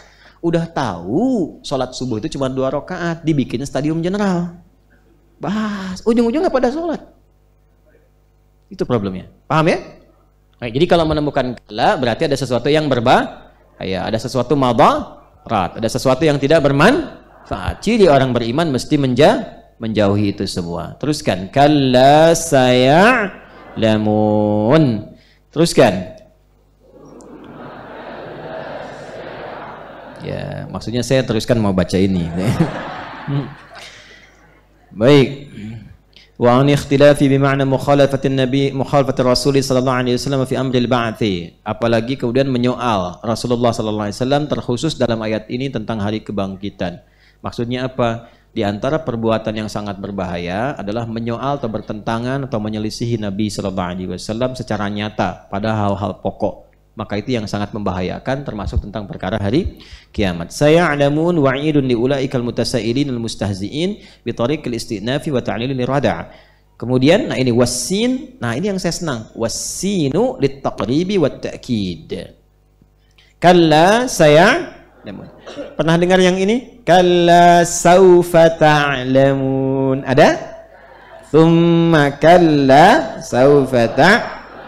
Nanti kita dapatkan itu di Al-Adiyat ya. Tapi di sini sa. Tidak menggunakan saufa. Kenapa pakai sa tidak pakai saufa? Kenapa di sana saufa, di sini sin saja, sa. Wasinu kata Syekh Mahmud Al-Alusi, wasinu sin di sini lit taqrib wat ta'kid. At-taqrib wat ta'kid. At-taqrib mendekatkan sesuatu, menunjukkan bahwa yang dijanjikan itu akan datang dengan cepat, dekat waktunya, tidak lama. Ta'kid untuk menguatkan, ya, ta'kid untuk menguatkan. Biasanya diartikannya sebentar lagi gitu. Misal gini, Aina Ustadz Adi? Kemana Ustadz Adi? 7:30 kok belum tiba, kan? Padahal waktu ngajinya misalnya 7:30. Enggak kok, bukan 7:30, jam 8. Oh iya, pas dia di flyer betul jam 8. Jam 8 belum datang. Tanya DKM, Ustadznya kemana Pak? Dijawab sama DKM. DKM bisa bahasa Arab. Ustadz sayati. Sinnya maksudnya takrib, sebentar lagi. Ustadz sebentar lagi tiba. Terus ada takkidnya menguatkan. Saya tegaskan ya, saya yakinkan. Nih WA-nya. Udah deket tuh, dibelokkan sebentar lagi. Cuman lampu merah. Karena itu harus berhenti. Sebentar lagi, paling 3 menit nyampe. Nah itu sin fungsinya. Jelas? Kalau pakai saufa, masih ada etape, tahapan. Ada jeda. Ada jeda. Dijanjikan tiba, tapi ada tahapan-tahapan yang dilalui begini. Itu saufa namanya. Jadi kalau ada DKM mengatakan saufa ya'ti, nah itu udah sarapan aja dulu. Ya. Itu belum jelas kapan datangnya. Saufa datang, emang belum jelas, tapi kapan? Jelas ya? Nah, di sini pakai sa, saya'lamun. Kalla, jangan lakukan itu. Saya'lamun. Kelak kamu akan mengerti. Dan itu nggak lama, sebentar lagi kamu tahu akibat dari perbuatan itu. Jelas? Jelas? Belum. Apa yang dimaksud akibat dari situ? Saya terangkan dulu. Nih. Belum jelas. Jelas saya selesai pulang ya. Kalla, jangan lakukan itu. Rada, mana? Jangan, berhenti, stop. Ikaf itu stop. Kalau pernah melakukan, stop, jangan lakukan. Kalau sudah paham sekarang, jangan ulangi, stop. Jangan, itu bahaya. Kata Quran. Jangan lakukan. Itu ada madarat. Nah, setelah itu, kalla saya alamun. Kalau kamu masih pertahankan itu, kalau kamu akan mengerti. Kalau kamu akan tahu, itu bahaya. Kapan tahunya? Sebentar lagi kamu akan dapati. Nah, yang paling menarik adalah kenapa disebutkan 2 kali setelah itu thumma kalla. Ayat kelimanya kan? Ini kalla saya'lamun, yang ini thumma kalla. Nah, perhatikan baik-baik. Di sini indahnya di dalam tafsir Syekh Mahmud Al-Alusi ini Ruhul Ma'ani dijelaskan salah satu maknanya yang pertama, yang ini terkait dengan kematian. Yang ini terkait dengan pembuktian akhirat saat kiamat. Bahasa gampangnya gini, kamu belum tahu itu bahaya. Kamu merasakan bahwa itu nggak ada pengaruhnya buat kamu. Ya, bahkan yang paling fatal begini, ada orang yang terlalu banyak dunia dengan maksiatnya, dengan berbuat maksiat, datang dunianya. Ya bahasa kerennya gini, kan ada orang-orang yang menerima tugas untuk berbuat buruk. Untuk nyoal, sekarang apa? Buzzer ya? Istilahnya itu ya, Allahu a'lam, dapatnya kan buzzer. Tapi buzzer itu sebenarnya istilah yang nggak bagus dalam bahasa Arab. Jadi badzara yubadziru tabdziran. Tabdzir itu sesuatu yang sia-sia, yang nggak ada manfaatnya, yang nggak ada isinya. Di buzzer itu badzara yubadziru tabdziran, fahuwa mubadzirun fadaka badzar. Tafsir sorofnya begitu. Badzara yubadziru tabdziran, fahuwa mubadzir. Orangnya mubadzir. Sifat yang melekat pada orang itu disebut dengan buzzer kalau pakai dza. Artinya orang yang punya sifat berbuat yang nggak pernah ada manfaatnya, nggak ada manfaat. Ya kalau nggak ada manfaat nggak usah dilayanin gitu. Ya nggak ada manfaatnya, nggak ada isinya, kosong semua isinya. Ya itu buzzer. Makanya mubazir itu perbuatan yang sia-sia. Jadi merespon pun sia-sia juga. Jangan dipotong kalimat saya. Ini saya lagi nerangkan itu tuh ya. Nanti Ustadz Adi Hidayat mengkonter tentang buzzer. Ya apa-apa lah silakan aja. Jadi, ya, saya kan lagi nerangkan makna itu ya. Buzzer. Dan disebut perbuatan sia-sia itu termasuk perbuatan setan. Makanya nanti ada ayat mengatakan innal mubadzirina kanu ikhwana syayatin. Para buzzer itu teman-temannya, ada yang bilang tuh. Nah, ya, maksudnya lebih banyak berbuat yang sia-sia, maksudnya begitu. Oh sini ada musim-musim situasi politiknya, saya nggak ada kaitan sama itu. Saya hanya menerangkan ayat saja. Paham? Ya, jadi buzzer itu temannya banyak berbuat yang sia-sia. Setiap orang yang berbuat sia-sia, walaupun bukan buzzer, tetap itu terkena provokasi setan. Ya. Jadi makna umum kadang-kadang mengerucut kalau diprofesikan, itu problemnya. Ya, buzzer itu kan istilah lama. Kalau mau ditarik tasrif. Cuman menjadi spesifik karena dibawa ke dalam satu profesi, itu yang repot. Nah itu dilarang. Oleh Quran dilarang. Jangan lakukan. Jangan kerjakan. Suatu saat kamu akan paham. Kapan terjadinya? Satu, kalla sa di sini salah satu tafsirnya menunjuk pada kematian. Sekarang memang kamu merasa banyak dibayar. Dapat proyek ini, proyek gitu kan. Serang ini, serang itu, ini. Dapat uang, dapat uang, dapat uang. Dicegah. Kalau kamu benar-benar mengaku beriman, kamu mengatakan saya muslim juga, ente muslim tapi begitu, jangan lakukan. Benar nggak beriman? Ini yang nyoal Quran. Benar nggak muslim? Benar nggak punya iman? Jangan lakukan. Kalau masih dilakukan seperti itu, sekarang kamu merasa nyaman, nanti sakaratul maut kamu rasakan. Ya. Ada yang ambles kuburannya. Itu. Oh, sekarang bahaya nih, kalau saya bilang begini kadang-kadang ada video gitu kan dipotong, ada yang ambles kuburannya. Sekarang saya nggak kesana ya, awas tuh, karena suka dipotong-potong tuh. Saya ngeliat video, kapan saya bilang begini gitu, saya tuh, aduh, maksudnya bukan kesini, munculin gini, munculin. Ya, memang dunia tuh serba begitu sekarang tuh. Hati-hati ya. Ini, jadi yang pertama diberikan tuh saat sakaratul maut. Makanya Firaun itu karena tidak mau tobat, itu ditunjukkan saat sakaratul mautnya. Dan dahsyatnya Firaun jadi pelajaran. Di alam kuburnya itu ditampakkan terus nerakanya tiap pagi sampai petang. Nerakanya ditampakkan terus. Ada orang berkata begini, gak ada siksa kubur, yang ada di kuburan tidur. Ya tapi kalau ente mimpinya ketemu kuntilanak botak yang menyeramkan dan gak bisa bangun, rasanya kan tersiksa.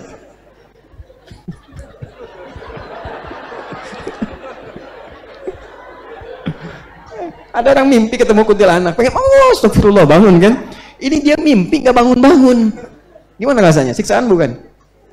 Ya, ibu lihat anak mimpi, kenapa? Pas bang ayah bangun ayah, kenapa? Mimpi tenggelam katanya kan, tapi masih bisa bangun. Dia mimpi ketemu neraka tiap pagi sampai petang, nggak bangun-bangun, kebayang nggak tuh? Ya, makanya nanti ada yang pertama ilmu yakin tuh Quran, informasinya benar, meyakinkan. Masih nggak percaya, ainal yakin, kelihatan. Nggak percaya, dialami hakul yakin. Jelas? Ilmu yakin, ainul yakin, hakul yakin. Sekarang kita di fase ilmu yakin. Jangan dilakukan. Yang ngasih informasi itu yang maha memberikan keyakinan, yaitu Allah. Yang nggak boleh ragu. Paham? Jadi yang ini fase menjelang kematian, yang ini adalah fase saat mendapatkan kepastian azab di akhirat dan ditunjukkan oleh Allah Subhanahu wa taala. Secara singkat ayat 4 dan 5 ingin menegaskan bahwa orang-orang yang hidupnya lekat dengan keburukan seperti yang disebutkan, menyoal, mengolok, dekat kepada yang membahayakan, maka sebetulnya kehidupannya sedang terancam oleh hukuman dan kegelisahan-kegelisahan sepanjang ia memilih tidak bertobat. Karena itu ini patut dibantu oleh kita dengan doa. Tunjukkan yang baik-baik, didoakan ya. Saya tidak pernah menganjurkan untuk mencela. Bahkan pada siapapun yang berbuat buruk, yang diperbaiki itu kesalahannya, bukan untuk mencela orangnya. Jelas? Nah, inilah sampai ayat yang kelima, ya. Kemudian kita katakan di sini, saya bacakan sebentar, wa'idun liulaikal mutasailin almustahziin bitariqil istinaf wa ta'lil rada'. Wa'idun, ancaman. Kalau ancaman itu artinya pengingat yang kuat. Diancam itu kan diingatkan dengan kuat kan? Makanya di pasal pidana itu selalu terancam dengan hukuman, terancam. Semakin tinggi ancamannya, berarti semakin bahaya perbuatannya. Bawa narkoba terancam hukuman mati. Pembunuhan berencana terancam hukuman mati. Buka deh KUHP itu. Kan terancam gitu kan? Ya kan? Terancam. Nah, mengancam itu kalau diartikan positifnya adalah menghambat sesuatu yang membahayakan supaya tidak terjadi. Itu maksudnya. Nah, ini bahasa Qur'annya nanti kalau diambil di tafsir wa'id. Jadi ada wa'dun wa wa'idun. Wa'dun motivasi kebaikan, memberikan gambaran berita gembira. Wa'idun ancaman yang menghambat supaya tidak terjadi karena membahayakan. Nah, kalau ada kalla itu harfu wa'id yang menunjukkan ancaman sesuatu yang beresiko tinggi, jangan dilakukan. Kalau tetap dipertahankan, ini hukuman itu akan ditempatkan menjelang kematian, dirasakan di alam kubur sebagai pendahuluan dan di akhirat sebagai siksa yang nyata. Dan ini hanya akan menyentuh bagi insan beriman. Wa dzakir fa inna dzikra tanfa'ul mu'minin. Ingatkan kata Quran, yang mau ingat itu hanya insan beriman. Jadi kalau disampaikan ini kita masih punya iman, ke hati akan ada hunjaman. Disiapkan dengan baik. Paham? Baik. Sekarang mengenai argumentasinya. Dari mana kita tahu kalau ini benar? Logikanya apa? Karena ada orang yang disyaratkan oleh Al-Quran, ada orang yang berpikirnya selalu mengandalkan logika. Kalau nggak logis dia nggak mau terima. Apa logikanya ini benar? Apa logikanya informasi ini benar? Apa logikanya Allah itu menyampaikan dengan benar? Dari mana taunya Allah itu pencipta dan sebagainya? Dari mana taunya ancaman ini benar? Buktikan dong secara logika. Nah, bagaimana menjawab itu semua? Kita akan teruskan di pertemuan berikutnya. Gitu. Ya, pelan-pelan. Nggak terasa kita udah 2 jam tuh. Ya, udah 2 jam. Jadi Al-Quran itu lengkap. Yang rasional diselesaikan, argumentasi akal dijelaskan, dalil ditampilkan. Jadi nggak ada celah lagi untuk menyoal. Ya, tidak ada celah lagi untuk menyoal. Alhamdulillah kita selesaikan ayat kelima ini. Bulan depan passwordnya masih 1 sampai 5. Ya, masih 1 sampai 5. Karena kan belum masuk ayat ke-6 kan? Baik, belum masuk ayat ke-6. Jadi nanti ayat 6 sampai 16 ya nanti akan kita bacakan. Ibu dan Bapak, 6 sampai 16 itu kalau dilihat cuma 2 baris. Itu pun pendek-pendek. Coba deh. Alam naj'alil arda wal jibala wa khalaqnakum wa ja'alna naumakum, bukan, wa ja'alna al-laila wa ja'alna an-nahara. Pendek kan? Coba bandingkan dengan Al-Baqarah ayat 282 sampai bawah gitu ya. Dan ini motivasi supaya kita mau membaca ya nggak apa-apa. Ustadz, tapi saya belum hafal. Kenapa passwordnya mesti hafalan? Dicoba dulu. Mau saya kasih ijazah doa ya, untuk mempercepat. Kalau lagi susah menghafal, sulit, baca ini ya. Kalau lagi susah gitu, sulit, pengen cepat hafal, baca ini. Bismillahirrahmanirrahim. Allahumma, paksain. Ayo rekam. Ayo rekam. Allahumma, paksain. Itu yang paling efektif. Ya. Paksa dulu. Kalau tidak pernah memaksa, nggak akan pernah memulai. Kalau tidak pernah memulai, nggak akan pernah dapat. Tapi kalau kita paksa selama sebulan, dari 5, minimal akan ada yang tersangkut. Jadi kalau ditanya oleh Allah, bawa apa kamu ke sini pulang? Ya Allah, amma yatasaalun. Masih ada yang dibawa. Ya. Nggak bawa ya Allah. Kenapa? Susah. Kan dulu hambaku Adi Hidayat sudah mengajarkan doa padamu. Ya, jawab apa coba? Iya ya Allah. Allahumma. Nah, itu. Jelas? Terima kasih untuk hari ini. Semoga kita dimuliakan, diberikan kekuatan oleh Allah Subhanahu wa taala. Allahumma taqabbal minna innaka antas sami'ul 'alim wa tub 'alaina innaka antat tawwabur rahim. Allahumma arhamna bi rahmatil Qur'anil karim waj'alna min ahlil Qur'an waj'alil Qur'ana sahiban lana fid dunya wa nuran lana fil qubur wa syafi'an lana fil akhirati ya arhamar rahimin. Rabbana atina fid dunya hasanah wa fil akhirati hasanah wa qina adzabannar.